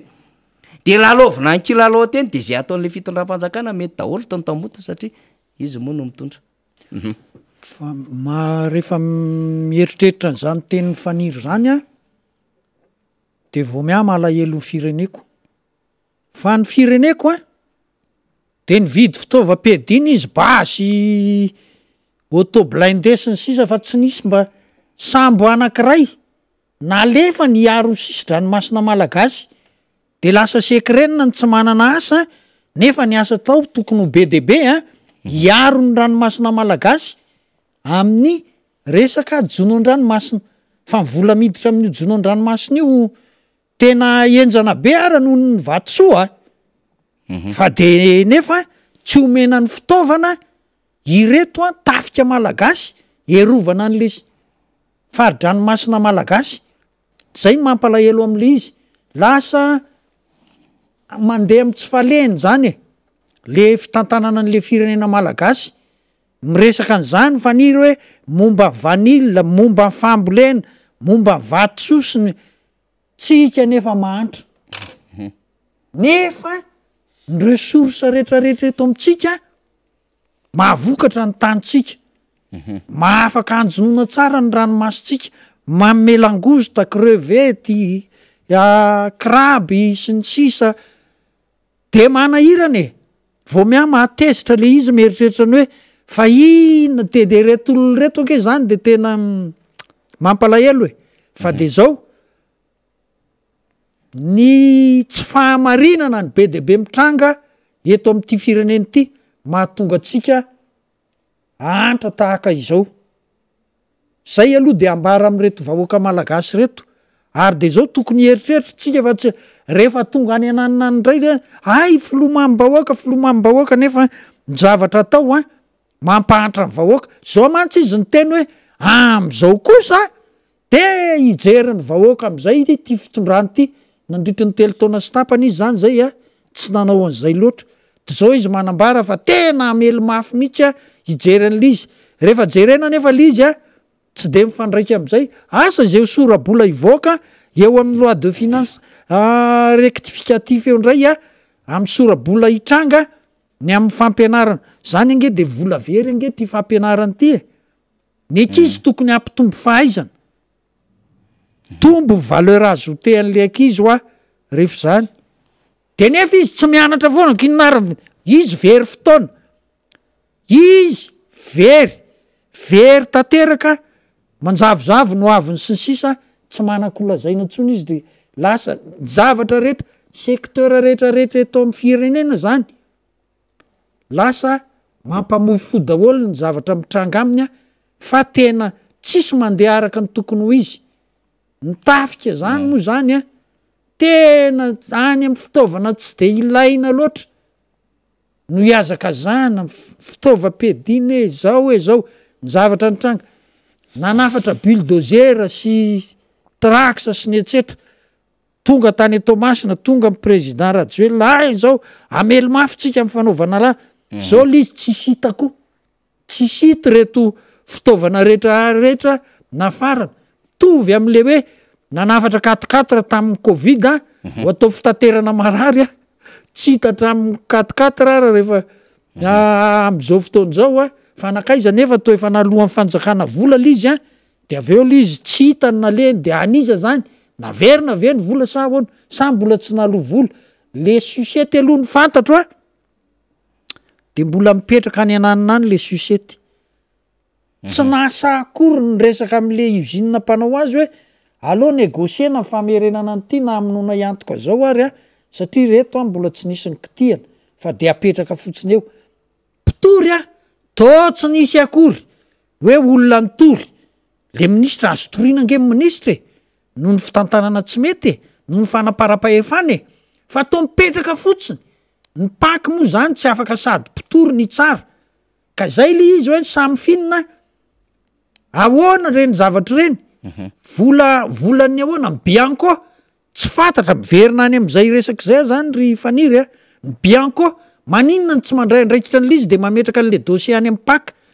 fa de mitazana fotsiny le écran plat maninona ny jerena fotsiny a nefa ny zavatra miseho eto amin'ny firenena ny tsy fisim-bola efa mandifitra ny lohan'ny olona rehetra ka na de eto moa zany ny vahoaka malagasy na ny sakafo hoanina raha manahirana ny mitady azy vakina ao anatin'ny gazety zany fa zao tsy eritreretina ntsony hoe fitsabotena fa de fieritreretina hoe tsy arary fa raha marary de maty zay ny zavatra mitranga eto amin'ity firenena ity ka dia tenenina foany zany fa raha ny resource ananan'ny Madagasikara tokoa tena tokony ho ambony be tsika tokony ho ambony be tsika fa saingy noho ny fitantanana tsy mety noho ny fanjakana tsy tandalana fa manao arak'izay daniny kibony fotsiny a de zao ny fiainan'ny vahoaka malagasy a lasa ny anatin'ny fahantrana lalina dia zany ny zavatra mitranga re olona ka de eritrereto tsara fa tsy hoe rehefa hitranga amin'ny heritaona de ilaza hoe reto olona reto mantsy ilaza zao nge reto olona reto ny zavatra ho ataony a de ilaza foana izy hoe tena efa niezaka efa nanao école be de be zay a 100 hanen'ny sasany 500 nandritry ny 80 taona fa de zay ny tena magneny de fantatrareo fa lainga ny zavatra mitranga lainga ny tenenina amitsika ary de nareo mahafantatra hoe ny mpandainga sy ny ray ny lainga de fantatrareo hoe izy zany raha ohatra ka izay ny toetrany fa de mivavaka ho azy reo tsika mba hiovany izy reo am'zany ka andehanana izy reo amin'ny lalana marina fa tsy mahasoa ho any izy reo ho an'ny taranaka izy reo manao zavatra tsy mendrika ohatran'io a fa mambotry vahoaka ohatran'io tsy eken'ny fisainany zany iny ary miresaka volamena zany tsika zany satria tena ifatoan'ny adevitsika manko zay adevitra rehetrarehetra y lasa resaka kolokolo le izy tontomota zay zany mampalahelo atsika ao anatin'le adevitra zany zany hoe lay ivola tokony hitopaka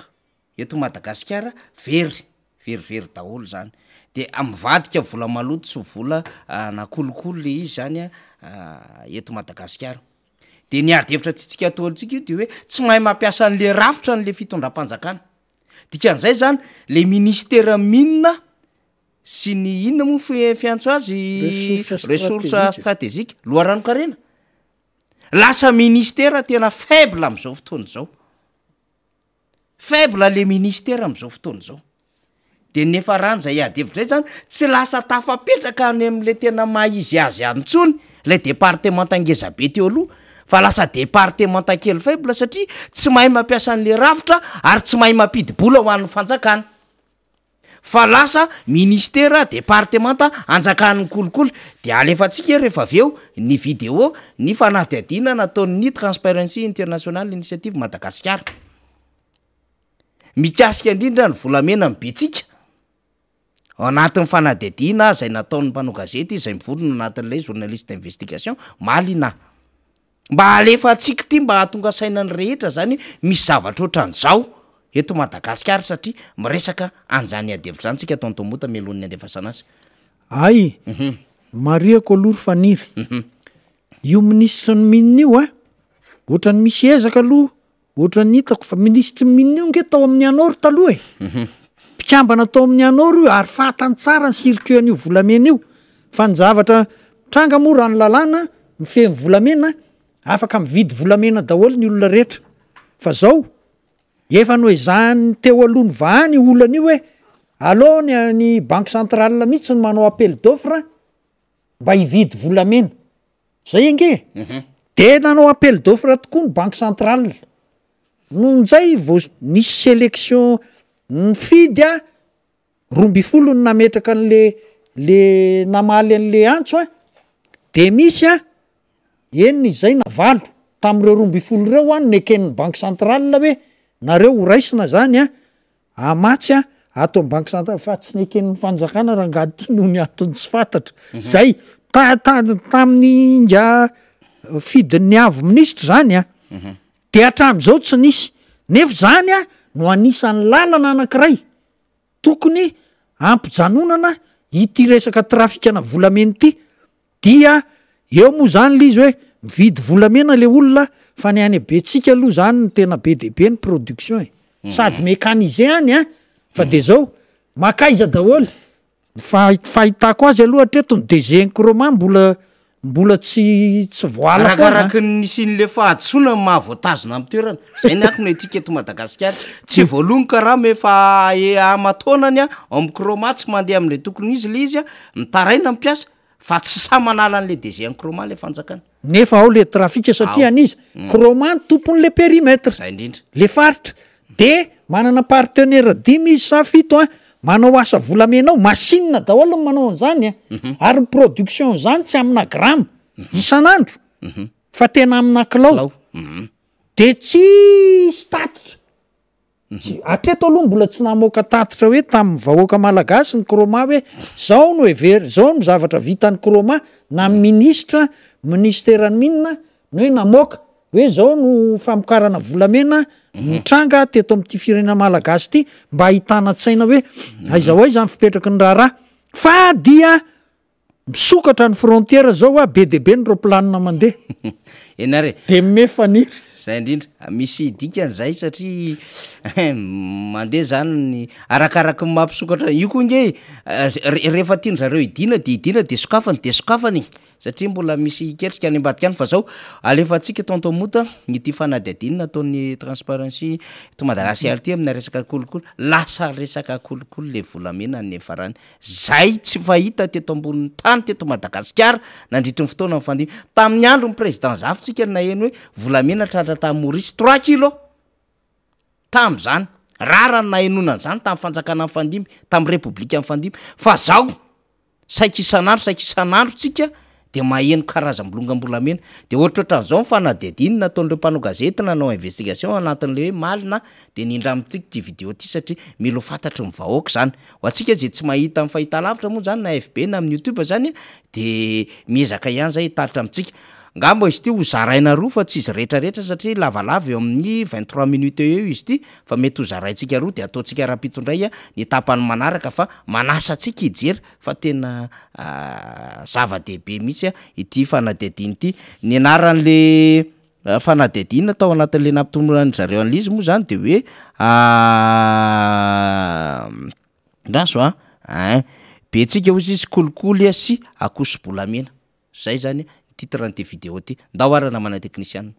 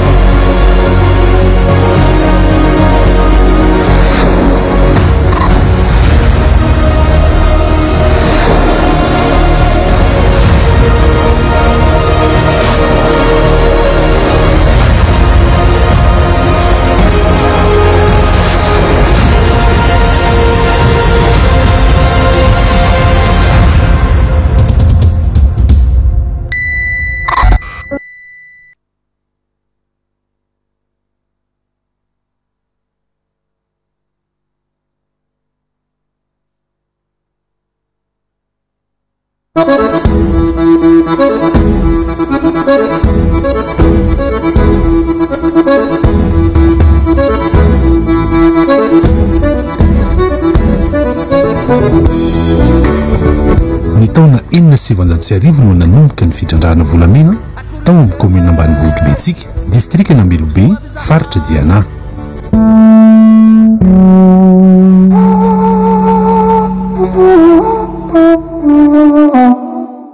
Ny 2024 dia natsahatra ny fanjakana ny fitrandrahana volamena nataon'ireo orinasa lehibe. Vokatry ny fahasimbany tontolo iainana nateraka ireo milina ampiasain'ireo orinasa izany fanapahan-kevitra izany, hoy ny fanazavana nomeny Agence nationale de la filière or na ny ANOR. Ireo mpitrandraka madinika kosa nefa dia nahazo alalana manohy ny asany hatrany. Amin'izao fotoana dia faritra 1.10 amin'ireo fokontany 12 ao amin'ny commune Betsika no misy ny fitrandrahana. Isan'izany Ambilo, Berzika, Andrafialava, Betsika, Ankadoko, Ankarama, Montalimaro, Labeka, Ampiamonina, Ampaka ary Antanambony. Misy anefa mifepetranapetraky ny fanjakana tsy maintsy narahan'ireo mpitrandraka madinika ireo na dia nisy ary izany fahazoan-dalana hitrandraka izany. Misy fametrahana atao hoe couloir d'orpaillage tamin'izany fotoana zany.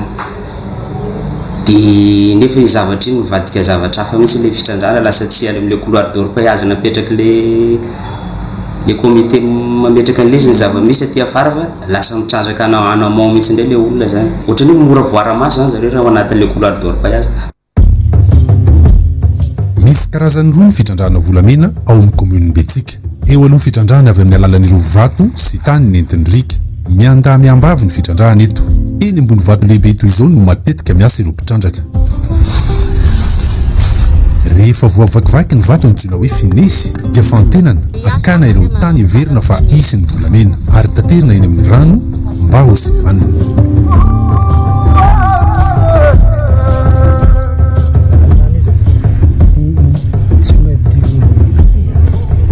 Sarotra ny ahitana volamena iray grama fa rehefa mahazo iray desigrama dia efa meonina ireo mpitrandraka na mitatao eo ambony lohan'izy ireo hatrany aza ny loza. Ahina mantsy ny fiotsahan'ireo vatolampy izay iasany. Mikanty eto ny resaka vintana. Izy mandeha par chance misy ndraiky matatra ny tena mahazo grama ray. Misy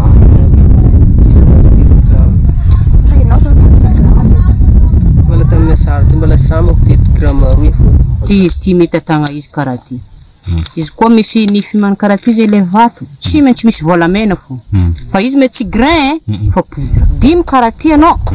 Feno le ty nifinifiny ty. Maldesedy. Par chance.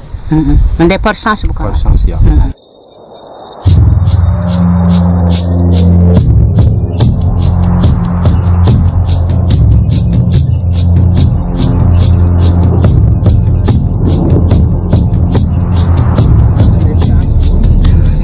Itony kosa indray no atao hoe fatana.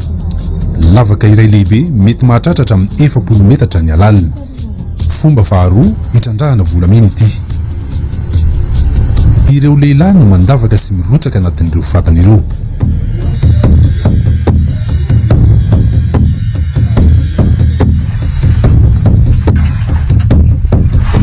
Somary le lasa carrière zegny somary tsara ratsy hely zegny nasa carrière.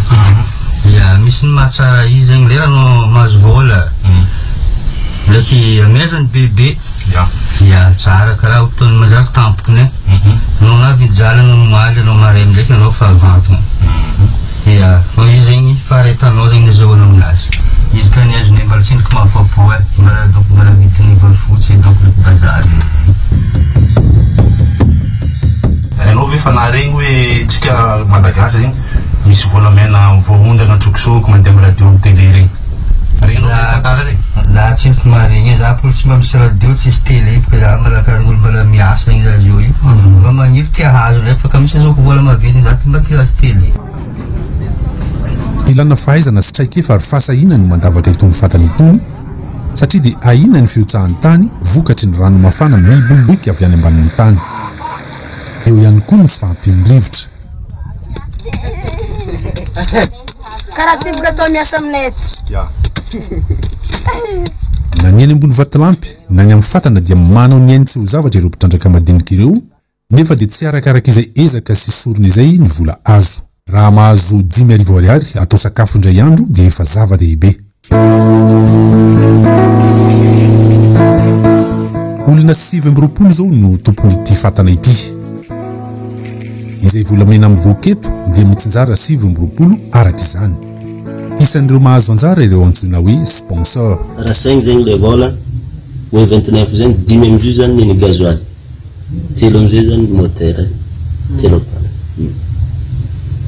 bravo koa ny saraty. Risky. Tsy arakaraka le jaly zany. 3 grammes. 3 grammes asa rangony maly zany. Rangony maly nanariva no tena abikaka andro. Gasoil igny 30 litres ny lany raha. Izy tena mahazo vola be rehefa manao le izy na koa. Tompony gasoil koa tena mahazo. Ohatriny minazy, ohatriny namenareo anazy. Ohatriny am'izay 3 grammes zay to. 250 ny nany zay am'izay zany samy manana 50. Anisan'ireo nasa mpiantoka na sponsor ny Madagold. Ny taona 124 izy ireo no nanomboka ny fiara-miasa tamin'ny ireo mpitrandraka madinika teto amin'ny kariéran'ny Montalimaro, Fokontany, Ankatoko. Ity orinasa ity no miandraikitra ny fandritrana ny rano ao anatin'ireo fatana, manao ny décapage ary miantoka ny souffleur izay mampangatsiaka ny any anaty fatana.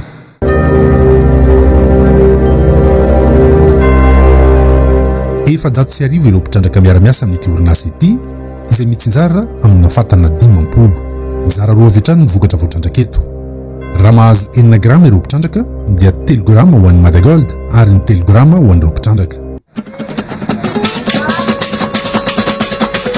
Mahariska ireto mpitrandraka ireto amin'ny fiaraha-miasa satria tsy miantoka ny saran'ny karatra maha-mpitrandraka sy ny saran'ny bokom-patana. Marihana fa 9,000 ariary isan-taona isan'olona ny saran'io karatra maha-mpitrandraka io izay ny ANOR no manomta azy. Ray alina isan-taona isaky ny bokom-patana kosa no 8. Any amin'ny commune no 8 ireo saran'ny karatra sy ny saran'ny bokom-patana ireo. Sarotra nefa ny fitakin'izany. Mpitrandraka 9,000 amin'izao fotoana izao no nahavita nandoko karatra ara-dalàna ao amin'ny commune Betsika raha tokony ho 2,000 sy ray alina izany. Sarotra ihany koa ny mitaky ny tamberina amin'ireo vokatra volamena. Imaginez tamin'ny 2017 misy firy volamena tao. Ao mipesy 10 kg, 5 kg, 6 kg. Avy ndraiky tsika 2019 tsika déclaré firy grama. 2019 déclaré 0 gramme. Aty aminay aty. Tsisy manao déclaration mihitsy any. Fa ity nenay tsisy fataona fa ireo mihitsy milefa. Ireo mandeha mitsoaka any, ireo tsy hita e. Ary io raha tsy azonao eo i vola fa tsy azo io. Fa tsy angama manao akory. Io ny tsy hainao raha volamena 2 kg io. Amare déclaré 100 grammes nazonay atao dia fa vita. Mialohan'ny taona 17 dia niandry ireo tamberina tany amin'ny trésor ny commune. Afahana miantoka ny fampandehanan-draha raha ao amin'ny commune toy ny fandoavana ny karaman'ireo mpiasa miisa 700 izany. Tajo mba niandry tsara be hoe fa miandry le vola avy any amin'ny trésor mandeha ty tsisy déclaré 0 gramme. Zay tsy mahazo vola. Ny mpiasa maro nefa zay tsy mandray vola ato. Misy 5 fanjava zay tsy mahazo karama. Nefa ty zao ny source iainganay ty volamena. Zay ndraiky tsy mahazo vola tsy afaka mangala ristourne ty fotony zay tamin'ny fotoana izy io. Dia i talenay monsieur le maire mihitsy nitsana nandeha tany dia mba niady an'io arrêté io. Dia nazo arrêté io zay hoe mahafaka mangala ty à la base zay. Ity ilay arrêté numéro 05/2017 izay ahafahan'ny commune Betsika manatanteraka ilay antsoina hoe ristourne à la base nanomboka tamin'ny taona 17 mbola tsy nisy ny fanafoanana izany didim-pitondrana izany hatramin'izao. Misy ndraikindraiky za fa tsisy azo fa mandehandeha igny fo mitandregny manao renseignement aiza misy disa tena miafina be misy ary miala ato amin'ny commune anay ato. Misy ndraikindraiky mandisa agny Ambilobe reo dia arainay any dia averina aty le volamena nefa amin'ny dinam-bolamena anay tsy azo mivoaka aty commune aty volamena. Ireo mbola aty sarotra be fiasana aty. Tena mbola mila fanenjena be, mila fanamboarana be aty. Tsy ohatrana ny mivatana ansiana fa milamina. Ny aty tena mbola fanenjena agny adidy zany. Raha ny volazany andininy fa 17 tsipika ray ao amin'ny code minier 5 tsipika 820 tamin'ny 17 oktobra 5 sy ny andininy fa 4,9 ao amin'ny didim-panjakana 4 tsipika 7 tamin'ny 7 aogositra 4 ho fampiarana io code minier io anefa dia ny ministeran'ny arenakibony tany sy ny ministeran'ny vola ary ny ministeran'ny atany sy ny fitsinjaram-pahefana ihany aloha hatreto no afaka mamoaka ny didim-pitondrana mamaritra ny resaka tamberim-bidy. Mbola tsy nisy didim-pitondrana avy amin'ireo ministera ireo manome alalana ny vondrom-bahoaka tsinjaram-pahefana maka ny tamberim-bidy ny fotony. Taorinina mpiarana io ristourne à la base io anefa dia milaza ho tsy sahirana intsony ny commune Betsika. Toy izao nitatitra ny vola niditra tao amin'ity commune ity. 18 millions d'ariary ny taona 17 214 536 902,60 ariary ny taona 17 141 464 740,03 ny taona 20 0 ariary kosa ny taona 17 raha ny fanazavana azo dia nampiasain'ny bentanàna teo aloha izay mbola nirotsaka ho kandida ho bentanàna nananganana fotodrafitrasany tamberina niditra ny taona 17 nanamboatra sekoly telo mitentina 180 millions d'ariary io bentanàna io nanaovany propagande tamin'ny taona 17 raha ny fanazavana hatrany. Raha total zany dia 374 642,63 ariary na 1 870 8213,15 FMG kosa no niditra tamin'ny kitapombolan'ity community ny taona 7 ka hatramin'ny 20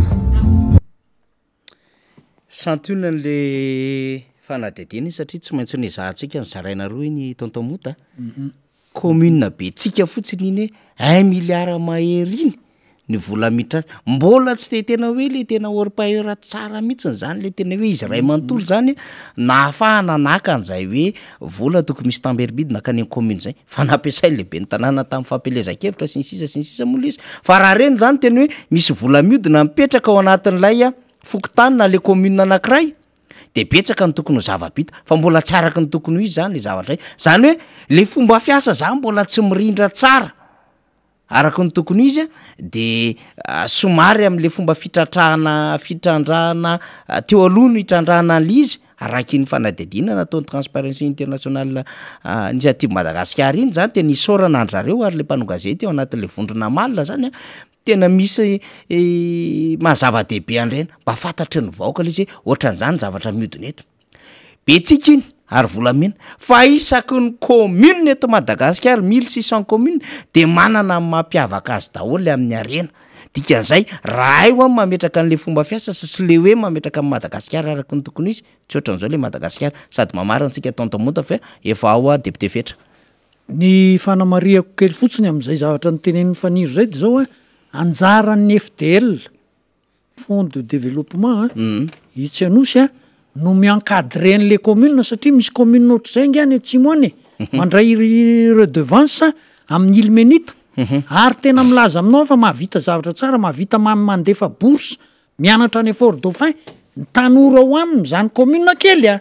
tena kely mihitsy mahavita mandefa bourse manana hôpitaly manao panneau solaire na moka télé amin'ny tokotany be ho jeren'ny olona ho an'ny olona zany le redevance fa tsy hoe ho ampiasain'le mera ao amin'ny propagande zay fotsiny zay ny zavatra ho teneniko fa zao mino afa le rangahany ko mba hiverina ohatran'izay fa tsy hana ohatr' zany tsony dia mametraka veloma aminareo mpanaraka ny fandarana miara-manonja mametraka anareo eo amin'ny tompo dia mila mivavaka mandrakariva retsika tompoko ialan'ny asan'ny tsy mariny atao firenena misaotra tompoko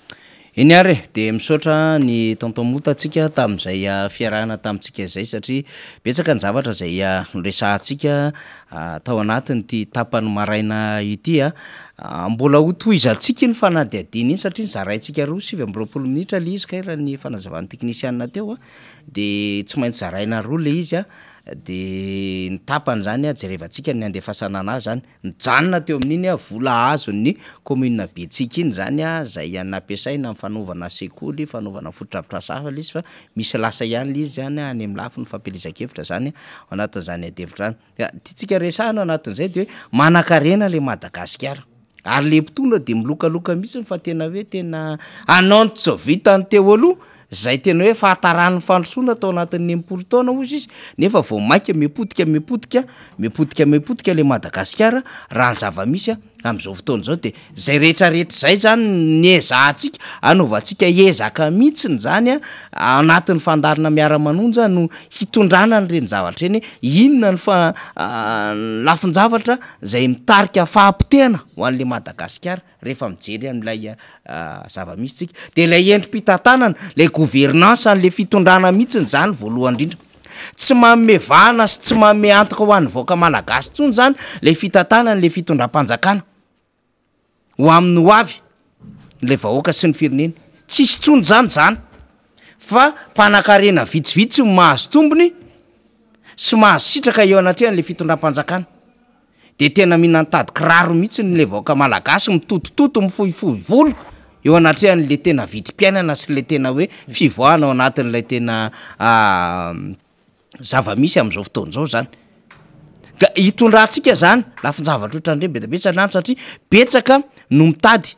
any ambany volo any tena mifohifohy volo misy tena manao niezaka isan'andro mihitsy zay vao mahita an'lay tena vola kely hoanina ny saraka tsay ny karamana kariery ny karama anatin'ireny tena tanymbolamena reny ny karama zay atao any anatin'ireny kareram-bato samihafa marobe de zara fa mahita 5,000 ariary isan'andro zara hoy raha mahita 5,000 ariary le malagasy fa misy nefa de mpanan-karena tena tovanam-bola foana ary misoratra eo amin'ny sehatra iraisam-pirenena sy ny sehatra Afrika mihitsiny ny arembe ananany no inona teto Madagasikara nahazony an'izany rehetrarehetra zany apetratsika eo ny amin'izay efeto akaiky eo député fetra miarabanao miaraba namana faniry dia miaraba ihany koa anatin'izay ny manaraka tsy mahafoy ny fiarahantsika eto amin'ny fandarana miara-manonja MBS Radio Mada amin'izao andro alarobia fa 7 ny volana Mey izao dia ao anatin'izay ihany koa ny tondrana ny fampahirezana ho an'ireo manamanjo dona-pahoriana amin'izao fotoana itenenantsika izao ary ao ihany koa nefa ireo izay matao hoe ao anatin'ny ady sarotra tovitovy amin'izay ihany tsy resaka fahoriana fa ady sarotra amin'ny fiainana mampitraka sy mampahery an'ireny mpiray tany razana rehetra eny naizanaiza misy azy dia ho an'ny salama sy rehetrarehetra dia maniry fahasalamana dia mampahery antsika rehetrarehetra alohan'ny andraisako anjara amin'izao fandarana miara-manonja izao namana faniry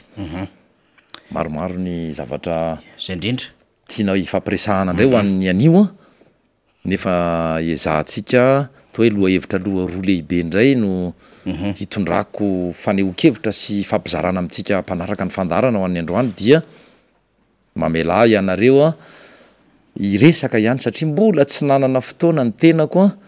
ny tondrana ny fijeriko azy ny taoriana ny fandalovany reny hiraka manokana mpanaramaso ny fifidianana zay nalefany ny vondrona europeanina ireny dia orinan'izay ihany koa misy ny fomba fijeriko sy ny fanehoan-kevitra manoloana ny reny sakatsakana lava izay efa tsy mahagaga intsony moa toy ny tranga tany soavinandrina natao tamin'ny filoha-pitarika ny atokotiko Madagasikara sady pitarika ny mpanohitra sy ny fanoherana eto amin'ity Madagasikara tsika ity anboako azy dia ny mahakasika ny dian'ireo hiraka manokany ny vondrona europeanina hoy aho teo ny tarihana andreo matoa Christian Preda dia nasehoany zao mpitondra izao indray ny atao tsy fanajany sy ny fanitsakitsahany zon'ny olo-pirenena tsirairay ny zo ivezivezy ny zo aneo hevitra malalaka ary nanaovan'ireo olon'ireo tsindrim-peo mihitsy zany sy tsindrim-paingotra tao anatin'ny fanambarana zay nataony ny voalazan'ny article 1/20 amin'ny lalam-panorenana dia ny resaka liberté d'information ny voalazan'ny article koa fa 7/30 dia ny resaka sécurité ana capitaux sy ny sécurité ny investissement zany hoe ny toky ananan'ireo na tokony omena azy ireo mpamatsy vola zany na mpampiasa vola na vahiny io na eto atoerana na tompo-tany dia tsapako izany zavatra any fa tsy misy marina tsy nyresaka an'izay ny vondrona solitena ny vondrona europeanina fa anisan'ny resahany zay le hoe fahalalahany zay dia zay no mahatonga ny tanisa ny voalazan'ny article 1/7/30 ny lalam-panorenana teo zay sy ny 1/20 satria mahakasika ny manokana ny soavinandrina mifandray amin'izay 1/7/30 zay dia tsapa ary natonga resabe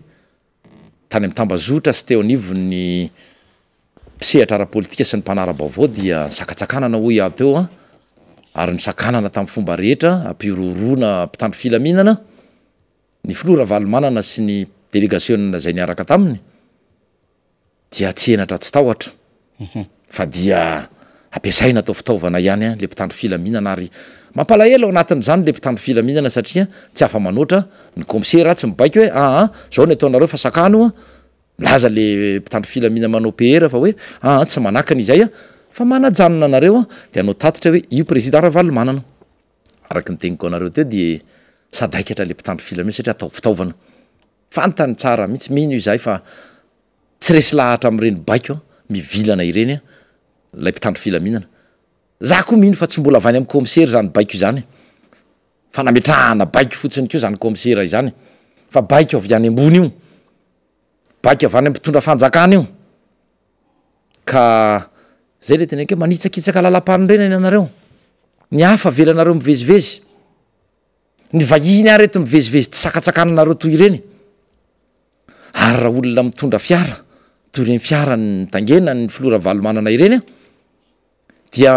izy ianareo no sahanohatra nyty teniko ty manao hoe efa nahita vi ianareo fiara mialatsiana fa voatoniko hatramin'le marika hoe Toyota V8 de sakana ny mpitandro filaminana na eny tanàn-dehibe io na eny amin'ny lalam-pirenena mbola tsy nahita ny tenako fa zay le hoe alako bika tsy tiako tare de mampiasa hery ianareo mampiasa fahefana ianareo tsy zakanareo le fahefana eo ampelantananareo tsy hery reny naseho anareo reny fatahotra mafisiko indray mandeha tsy hery fatahotra ny anareo ireny naseho anareo tamin'ny alalan'ny fibaikona any amin'tsy izy ny mpitandro filaminana manao ny mandrindra na manao ny police de la route teny amin'ny lalan'ny soavinandrina iny dia amafisiko eto ny tenindreo iraky ny vondrona europeanareo raha nanambara izy fa tsy misy tanteraka ary regreteny zao moa tsy ny fomba fiteny azy raha tsy diso hoe nous regrettons l'absence le fomba nyteny azy fa mifahatsiarovako koa l'absence d'une mise à jour izy izy totale de nos recommandations ohatray zany fahatsiarovako an'le teniny zany hoe tsy nisy mihitsy fanarahany mpitondra fanjakana ireo toromarika izay nomendry zareo taorinan'ny fandalovany reny fanamariana nataony mahakasika ny fifidianana tanterahana filohampirenena tamin'ny 2020 sy 2020 ireny dikan'izay aloha dia aoka ho fatatsika vahoaka mampatsiahany reto mpitondra fanjakana reto ihany koa fa ireo olon'ireo no mpanomeny vola manomeny fanampiana ireo olona ireo raha manao recommandation dia baiko eo ny dikan'izay milaza isika fa firenena souverain mahaleo tena tsy mila ny ingérance na fitsapatsapahandry vahiny resaka fotsiny izany rehefa tsy mety ny ataonao ireo ny mpamomeny vola reo ny mpitondra ny fanampiana nininy no tanterahantsika eto na resaka reo fonte na fanavozana ifotiny na anatanteraka fifidianana na iady amin'ny valala na anao an'izao saosao dia ireo olona ireo anisan'ny manolotra fanampiana sy manome vola anatanterantsika fa tsy manana itsika eo pelantanantsika zara raha misy dikan'izay baiko zany teniny ireo zany ary mifanojo indrindra amin'ny teny efa nataonay teto ombieny teny efa nataonay teto matetika ary za tsy miteny faly akory zay fa mety aminay satria hitanay fa mety amin'ny fireneny zany ary mety amin'ny hoavin'ity fireneny sy ety amin'ny vahoaka malagasy zany teny nataonay teto zany ary io nataony ny solotena ny iraka manokany ny vondrona europeanareo izany efa karazana fitarainana antso natao an'ny fitondram-panjakana nalefa tany amin'ny fitondram-panjakana zany hoe tanterao ataovy zay isiny ny fikaonam-do-pirenena aorian'izay dia ifampiresaka isika ampilaminana ampitoniana mahakasika ny fanovana zay tokony ovana am'izany hoe lalàna mife ny fanatanterahana sy ny fifidianana eto Madagasikara izany dia inona moa ny tenin'ireo solotenareo fa tsy zay nambaranay teto amin'ny miara-manonja ny MBS ny radio Mada ary tsy izahay irery no ny teny izany fa ny ao anivon'ny fanoherana amin'ny akapobeny ny anivon'ny firaisan'ny monim-pirenena ny anivon'ny mpanara-baovao sy ny mpisehatra ara-politika maro dikan'izay fotoana n'izao ry mpitondra fanjakana andray matofoloha ray aman-dreny ianao ary raha matsiaro ny tenanao tena ray aman-dreny ianao mitondra ny tenanao toy ny ray aman-dreny dia fanamafisana araka ny teniko teo ny fitakiana zay nataonay taty anivon'ny fanoherana sy ny tiako Madagasikara taria président Ravalomanana dia namafisiny reny iraka manokany ny vondrona europeanina ireny tsy misy itsony antony tokony mbola nodikodinana resaka toy ny nataony solom-bavambahoaka izay miaradia aminareo nanao hoe refonty ihany fa tsy misy an'izany fikaonan-do-pirenena zany azafady mazavy reny resaky reny ary samy mba mahay mandray an'ireny teny frantsay nataony reny soloteny ireny ny akamaroantsika samy nahazo amin'ny teniny fa hoe nyreo fonty zany tsy mila resahana akory ary tsy nyresaka izany izy fa ny lalàna nefa nametraka izany hoe isaky ny 10 taona dia tanterahany zany a iny a bakeo ny lalàntsika tsy misy idirany vondrona europeanina iny fa ny manaraka izay rehetrarehetra fikaonantom-pirenena alohan'ny anovana na anamafisana amaritany indray mandeha ny cadre juridika électoral izay a ilatsika fikaonantom-pirenena zay ary araky ny teniny any amafisiko ihany ny teniny zany a baiko iaho teo fa sarotra moa fa resaka diplomasia ty a matoy isika ao a mahatateraka an'ireny fifidianany reny a dia noho ny fanapiny reo mpiara-miombonantoka partenaire teknika sy financier ka aza misehoseho ry fitondram-panjakana aza mireare hoe volam-panjakana reny tsia tsy mariny zany toy ireny fanampiana rehetra tsy njarainy fiditsy rehetra volany mpiara-miombonantoka sy vola fanampiany banky iray isam-pireneny reny toy izany ihany koa zany itenenako an'le izy hoe fotoanan'izao a ry mpitondra fanjakana tarina andriamatoa filoha Andry Rajoelina irosotsika amin'ny fikaonantom-pirenena arak'izay toromarika izay irosotsika amin'ny fanovana ny resaka cadre juridika ny resaka élection cadre juridika électoral izay ka dia manantena fa reny ny mpitondra fanjakana aro raisiny a ireny teny nataony iraka manokana ireny a dia tsisy antony tokony isina korotana tsony eto amin'ny firenena fa mba ho tena atao hoe alternance démocratique no isy eto mampatsiahy kely ihany tenyny tompoko lahy ery zafy maleo a raha ny resaka momba ny resaka code momba ny éthique izy a tany amin'ny taona 2020 tany resaka éthique politique io dia ny fisiny ihany koa zany atao hoe fifandimbiasam-pahefana milamina izany a démocratique zao ny teniny a mba tsy ho alternance de règlement de compte no isy eto fa alternance démocratique ary manamafy ihany koa ny teniny filoha-lefitry ny filan-kevitry ny fampiavahana pirenena izay somary anindrom-paingitra kely andriamatoa filoha-lefitra hoe samy mitady filaminana isika samy mitady fitonina isika samy mitady an'izany hoe asolo sy anatsara ny fiainany vahoaka malagasy izany isika rehetra fa izao kosa ny batakina isangatahana aminareo ao anivon'ny CFM na ny filan-kevitra ny fampiavahana malagasy dia ny tonga de mba hanitsy ao amin'ny fanehoan-kevitra sa hiteny ianareo na manitsy zany makaty amin'ny mpanohatra na tonga de manitsy sy mivantana zany makany amin'ny mpitondra fanjakana fa tsy safosafona le resaka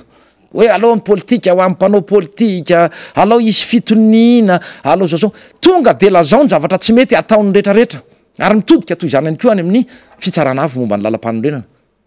efa nety reny dingana voalohany nataonareo raha nanasanay ianareo sy ny filohan'ny mpanohatra dia président Ravalomanana fa izao kosa misy mahatsapy izay fa misy angeny le ataonareo hoe saisine d'office na tsy nisy fangatahana raha tany aminareo na fitoriana dia mahita ianareo fa hoe tsy misy neutralité le administration araky ny voalazany ny andininy fasivy amin'ny telopolo reny ny fanapahan-kevitra nataony ny ray sy ny chef district ny ampitsoniny nefa izy a de iny fa tazana ny safisy a ny araka tamin'ny fitondram-panjakana zay milaza fa hoe tsy hetsika politika kiny reny soratra hoe TG iny reny loko volomboasary ireny tsy filohana tokotsoina inge io filoha-pirenena io raisinay praitsykombakomba ianao ndray matoa filoha rehefa tsy maneho hevitra amin'ireny raisinay praitsykombakomba ianao ndray matoa prime ministre zay tompon'andraikitra voalohany ny administration rehefa tsy misy ny fanamariana hoentinareo mijorory amin'ny maray aman-dreny de sao de iteny aminay ndray rehefa avy hoe reny loko volomboasary reny asa mety le orinasa tserasera reny angamba ny tonga tany tsia tsy bado izay tsy sanana izay tsy jamby izay fa fantatray fa resaka politika ireny nataonareo ireny ka aleo itovy aleo tsy misy tsony le mizanatsy ndrinila araky ny tegniko hoe tahotra ho any ianareo fa tsy hery ireny reny zavatra ataonareo ireny reny fihetsikana seho anareo ireny ary ataonareo fitaovana ny chef district ataonareo fitaovana ny préfet ataonareo fitaovana ny mpitandro filaminana vao maiky ireny arakaraky ny kosehanareo izany tiako Madagasikara zany sy ny filoha mpitarika azy vao maika mampitombo ny fitiavan'ny olona izany président Ravalomanana zany ka tokony ho tonga saina am'izany ianareo efa hitan'ny vahoaka nefa tsy mahavita ninona itsony ianareo efa hitan'ny vahoaka nefa tsy nahatateraka ny akamaroany fampanantenana natao ianareo dia ho setrin'zany ve de aty mpanohatra ianareo no manala vokona de araky nyteniko teo hoe vao mainka reny a publicité ho anay a aty anivon'ny fanoherana zany ataonareo zany ka na publicité koa na tsy publicité de hitanareo a fa rehefa nysakananareo tany soavina indriny président Ravalomanana malagasy mitovy aminareo mitovy amintsika président Ravalomanana izay mpikambana tanivon'ny tiako Madagasikara izay solom-bavambaoka tiako Madagasikara tsy misy vazaha zay na anakirayra na somary misy fotsifotsy ihany ara ry avako aby ry député jeria gasy petaka mihitsy reny olona rehetra reny fa sendrasendra mba fotsifotsy fiodirana no ny hafa fotsiny zay mahiray atsika misy ny somary maintimainty fiodirana misy ny zarazara misy ny fotsifotsy inona ny olana zay mamalagasy atsika fitambaratsika rehetrarehetra ny mamalagasy atsika ka ny vahiny ara tsy sakana anareo mivezivezy manerana Madagasikara ny mpanao trafika reny na vatosoa na ninina na volamena malagasy filoam-pirenena teo aloha de ilanareo atsojay toy ireny foana zay tsy anaiky mihitsy aloha e ary zay tsy maintsy mandeha tsy anareo mihitsy ny asakana anay na ao ampiasainareo mpitandro filaminana zay tsy manometsiny anareo zandary na polisy fizahay de miteny aminareo fa andeha indray izahay zao de aninona ianareo ny olo-kafa raha tsy sakana anareo olo-tsotra tsy sakana anareo de solom-bavambahoaka miaraka amin'ny olona filoam-pirenena teo aloha araky ny teniko mafisiko tahotra ny anareo fa tsy hery ka aloha tsy fampiasa hery a samy malagasy aloha ny olona nadika lalàna nangalatra namono olona tsy fantatro zay natao tany ampiasa hoe any am'ireny ny hery fa leo ny olona ane hevitra malalaka ary efa namafisiny reo le hiraka manokana mpanaramaso reo nisy recommandation mbola nomeny toy ny hoe atao fikionam-pirenena alohan'ny hirosona amin'ny fanovanany lalàna sy ny pitsipitsiny manodidina ny fifidianana eto Madagasikara dia milamina isika zay fotsiny le izy a de aloha alalaka ny vezivezena satria araky ny teniko teo miantso anareo ACC mba jereo fa ao ianareo de zao ianareo mody mba nandende any faritra hony hoe mialatsina modiny ny tenenako azy satria anareo a tsy nandray ny tena andraikitra tandrify ianareo a sy napetraky ny lalàna ho taterahanareo ianareo a fa mijery fotsiny nareo manoloana ny fanitsakitsahana ny lalam-panorenana sy ny lalàna velo eto am'y firenena atao ny mpitondra fanjakana sy ny ekipany rehetrarehetra sy reo olombotendry reo a no mitondra nefa tsy misy zavatra mandeha eto amin'ny firenena namana faniry zay tena ilaina ny manamafy am'izay satria adevitra tsy mbola mijanona iny a tsika moa efa nilaza depite fetra hoe okapohatsika isan'andro san'andro ty adevitra ty hoetitsika roititsika isan'andro san'andro mandra-pahatonga ny fotoana anatanterahana azy satria asa lehibe tena tsy maintsy a ho ataon'ny fitondram-panjakana zany rehetrarehetra zany fa zay ny amin'iny fa misy adevitra ihany gambany ny lafi ny ara teo karena ndezaka moa zay a ny resaka an'izany a niaraka tamin'ny tontomonta teo a depite fetra mahakasika indrindra ty resaka kolikoly ny resaka fanangan'orinasa sy hoe tsy fahaizany le fanjakana zay mamokatra ny asa atao anatiny sy manao ny fitantanana sy firindran'le asa am'ireo ratrana sy rafitry ny fanjakana zany ka lasa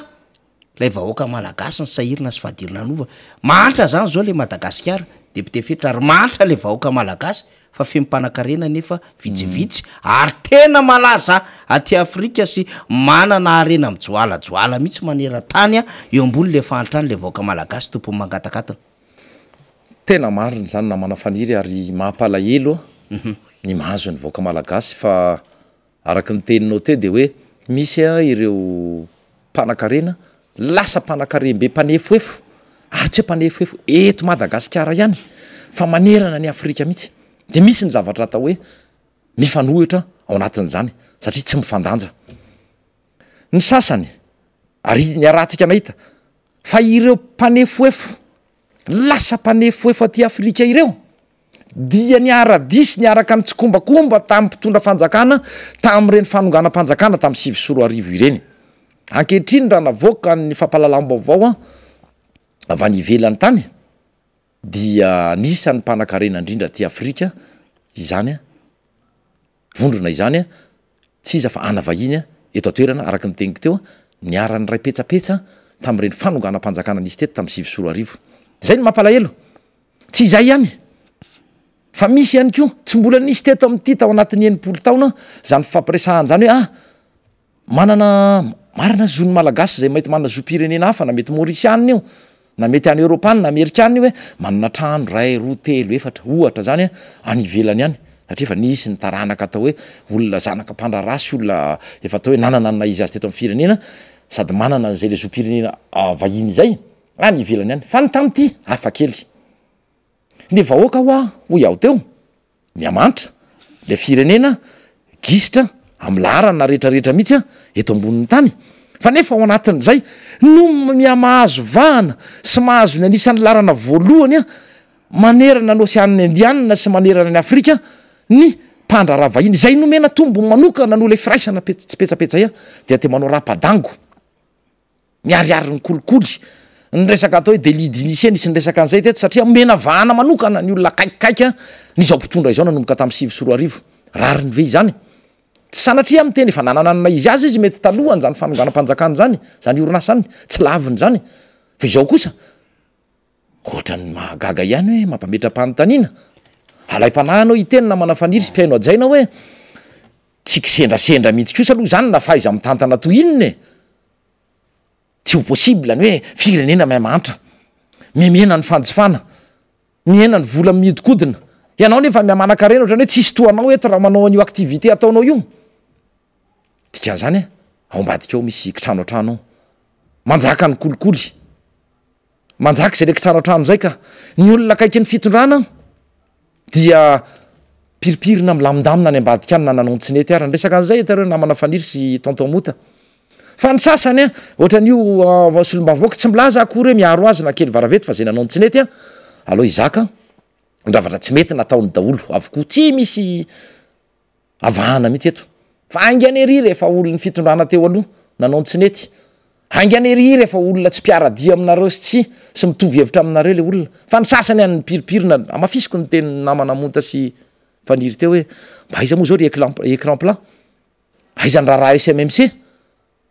aiza ny resaka bonbon sucette izay araky ny resaka rehara hoe ohatrany tsy tena tompona andraikitry ny olo io fa baiko avy any ambadika fa nyrihatra ny nazera tany am'zany minisitra zany ka mba halalana ny marina alefaso ampiakaro eny amin'ny fitsarana ny raharaha ny ampaka rehefa nisy ny fitoriana fa any le olona de mbola mivezivezy daholo fotsiny any Europa Madagasikara mivezivezy eran'izao tontolo zao ary mbola mirere ihany mihitsy zany ny zava-misy eto ka azagaga renina voakan'ny olona fa any Dubai de misy 3 mahery ny manana arembe ihany ny trafikana volamena moa tsisy tokotaniny marina hoe misy engany mba hiabotiry zany commission d'enquête parlementaire hotariany ny filohan'ny vomiera ny arena stratégique fa engany mba de hivoaka ny marina mahakasika an'io fa araky ny tenin'ny zandry faniry teo dia tamin'ny andro ny tompokilay filoza Afy Albert dia nitratra 3 kilao nitratra zany ny am'ty 7 kilao 7 kilao fa eo ahodikodina eo ny resaka dia mangina ahodikodina eo ny resaka de arendrirendrika eo le saim-bahoaka de fironona zao fanakatsakanana amin'ny président Ravalomanana sy ny atoko tim zao de mangina le raharaha tsy hainareo reo le mitantana firenena tsy hainareo le mitondra fireneny raha ray aman-dreny ianao andre matoa filohan'ny radioelina dia raisony andraikitrao manoloana an'ireny fihetsika ataon'ny chef district ataon'ny mpitandro filaminana toraka zany koa tsy afaka am'zany ianao andre matoa prime ministre fa tompona andraikitra mivantana ianao aratsaharo le fanenjehana lavy ty fitonina marina ve ny tady avitsika eno ireny tenin'ny iraka manokany vondrona européanina taty vo herinandro zay no tonga teto amitsika ary teo ao anatrehan'ireny zay mihitsy tao amin'ny fahatongavany tao anatin'ny fahatongavan'ireny olona reny teto no nampisehoanareo indray ny toetra tsy mendrika fa nitsakitsahana ny zoan'ny tsirairay hivezivezy zay voafaritra ny lalam-panorenana zo aneo hevitra ny fahalalahany resaka asa fanaovan-gazety sy ny sisa de anaseho anareo ny ray zay fa tsy mahagagana intsony zany fihetsikareo izany ka dia amafisiko le teniny teo satria ao anatin'ny fivoriana ara-potoana izay efa nentiny namana itsorana dolo namana nitondra an'zany fanehoan-kevitra teto izany solom-bavambahoaka indrindrandrindra sy namana faniry ary reo mpisehatra tsy mahafoy mandray anjara amin'ny fiakarana eto amin'ity miara-manao tsy de hoe todika amin'ny fitondram-panjakana todika amin'ny gouvernemanta ny amin'ny andiniana sy ampidirana izany a fanovana sy fanatanterahana aloha voalohany indrindra fikaonantom-pirenena ary orinan'izay a ny fanavana ny cadre juridique électoral satria manam-potoana isika hoy ny recommandation nataon'ireo manam-potoana tsika ao anatin'izay 90 andro izay satria mbola misy 10 andro zany fitaom-pivoriana ara-potoana zay atao eny amin'ny parlemanta izany na ny sénat io na ny antemera-pirenena ka dia manantena fa voarainy eny anivon'ny fitondram-panjakana zany hoe ndaotsika iroso fitonina ny tadiavintsika rehetrarehetra ary ianareo teny aminareo izay fa hotoizako ny tenin'ny faniry teo nanao hoe izahay ane tsy akory hoe faalitikera nanapempanareo lava amin'ny fomba fiteninareo ny fomba fihetsikareo ny fomba fampanantenana sy ny zavatra rehetra tsy e fifaliana ho anay na fahafinaretanay a mitsikera izany fa zava-misy izany fa raha ohatra nareo ka manova an'izay fomba famindra fomba fanao zay a tsy de manana zavatra ho ambara loatra izay ary mampanantenanareo mihitsy izay fa rehefa tanterahanareo reo tena angingina kokoa izay ny hoe angina tanteraka miala tsiny fa tsy angina izay rehefa tsy hiteny izay tsy nizy ary no hiteny tsy ny vato zay misy le fomba fiteny iny moa de vato be sina de zay le hoe kakaza mivorony zay a rehefa tsy miteny fa matoy zay miteny a de te anitsy zay a te anovy izay a ao anatin'zany rehetrarehetra zany dia inona koa namana faniry a zavatra azo ambara satria ny fotoana zany a efa manakaikikaiky any ny fiafaran'ny fotoana manana minitra vitsivitsy isika dia misy ny zavatra tiako resahana kely mahakasika an'le teny eo iverenako kely mialatsiny a fa iverenako kely a ny resaka zay raha teny ambony fiara nandre arak'izay oa fa misy ifandraisany any a io resaka atao hoe compte offshore resaka kolikoly amy resaka etra resaka blanchiment ianao rehefa miresaka an'zany compte offshore zany a de tadia fa misy le ataon'ny teny français flux financier illicite ao ambadika za tsy miteny izy rehetra akory ka zay ny tsy tiako idirana lalan'le izy ary zay indrindra ny tena tokony isiny mangarahara fa ny mahagaga nge de ny olona akaikikaiky ny fitondrana ihany e za mino an'zany fa ny olona akaikina fa tsy nakaiky ny fanoerana io a sura amy davatra lazaiko a tsy maintsy ny olona akaiky anareo no manana an'zany any ivelany ny olona akaiky anareo anisan'ny nazona vahiny io na tera-tany malagasy no manana an'zany a arena lasany Dubai na fotodrafitrasy io na trano na tsy fantatro na compte any amy banky io akaiky anareo daholo zany avoy tany aloha tany tany Suisse fa zao fa tsy de azo anaovana an'izay loatra tsony a fa mivama tsy de resaka secret bancaire nefa misy lalàna hafa ihany ko fa ny zavatra antony mahatonga an'ireny zavatra eny miroborobo ary mahazo vahana ny fanodinkodinam-bola nresaka ianareo toera tsy fampidina vola ireny mbola eo ihany mbola kely tsy misy dikan'ireny oarina amina hoe vola midikodina any ambadika any a izay to hoe illicite araky ny teniko teo tena mbola kely tsy dikany fa ny mahatonga an'zany rehetrarehetra zany dia ny tsy fandraisana andraikitry ny filoam-pirenena ankehitriny nanao soni misy fifanarahana zay zay nandrasana hatramin'ny taona 2014 dia tsy nataony soni zany nahafahana manenjika ireo manana vola midikodina maloto any ambadika any a marina iraisana manera-tany a iraisany ao anivon'ny etra sampanarahany etra manera-tany tsy mety manao soni an'io fa raha manao soni an'io reo firenena toy ny Ouganda ny tany la Frantsa ny tany etoerakafa tany sy ny tany Afrika Atsimo tratra tsy misy hafa miala ireo manao blanchiment satria blanchiment mantsy tsy amy resaka hoe vola maloto tamina kidnapina ihany na volana drogue na volana zavatra rehetra tsy manjary tany na taminy resaka avy any amin'ny asan-jolahy tany fa misy ihany koa vola midikodina misy etra na vola tokony iditra ao anaty kitapom-bola mpanjakana zany hoe tokony ho an'ny kaisara de tokony arotsaka ho an'ny kaisara no omena ny kaisara zay le izy a tsy nandeha tany blanchiment ihany koa ny anaran'izay ka izay indrindra andre matofoloha mitodika aminao atao soni izay taratasy fantatro tsara ny zavatra tiako resahana andre matofoloha fifanarana raisam-pirenena amina resaka etra afahana manara-maso ary manatsara ny fidiram-bola ao anaty kitapom-bola mpanjakana ary anenjehana an'ireo rehetra manana vola tsy ara-dalàna midikodina any ivelany any a tony nataony araky ny teniko la Frantsa napiditra amina dizaine de milliards d'euros ny Afrika Atsimo torak' zany a ny tany Ouganda napiditra hatramina 1 milliard de dollars ilaitsika izany vola zany a fa ny manam-be aoka andobe ny manana salatsalany a aloha ny atonontonony a ny manana kely a tsy tokony ampandoavina sy ireo tsy manana mihitsy fa izy rehefa tsy manana dia mba misy ilay atao hoe fitovizana eo anatrehan'izay le fandraisana anjara fampiodinana ny fiarahamonina sy ny raharam-pirenena ka dia izay sy zay ny no teniko teo asa raha mbola misy ny fanontaniana tiany fa zava-dehibe zay fa any aoriana any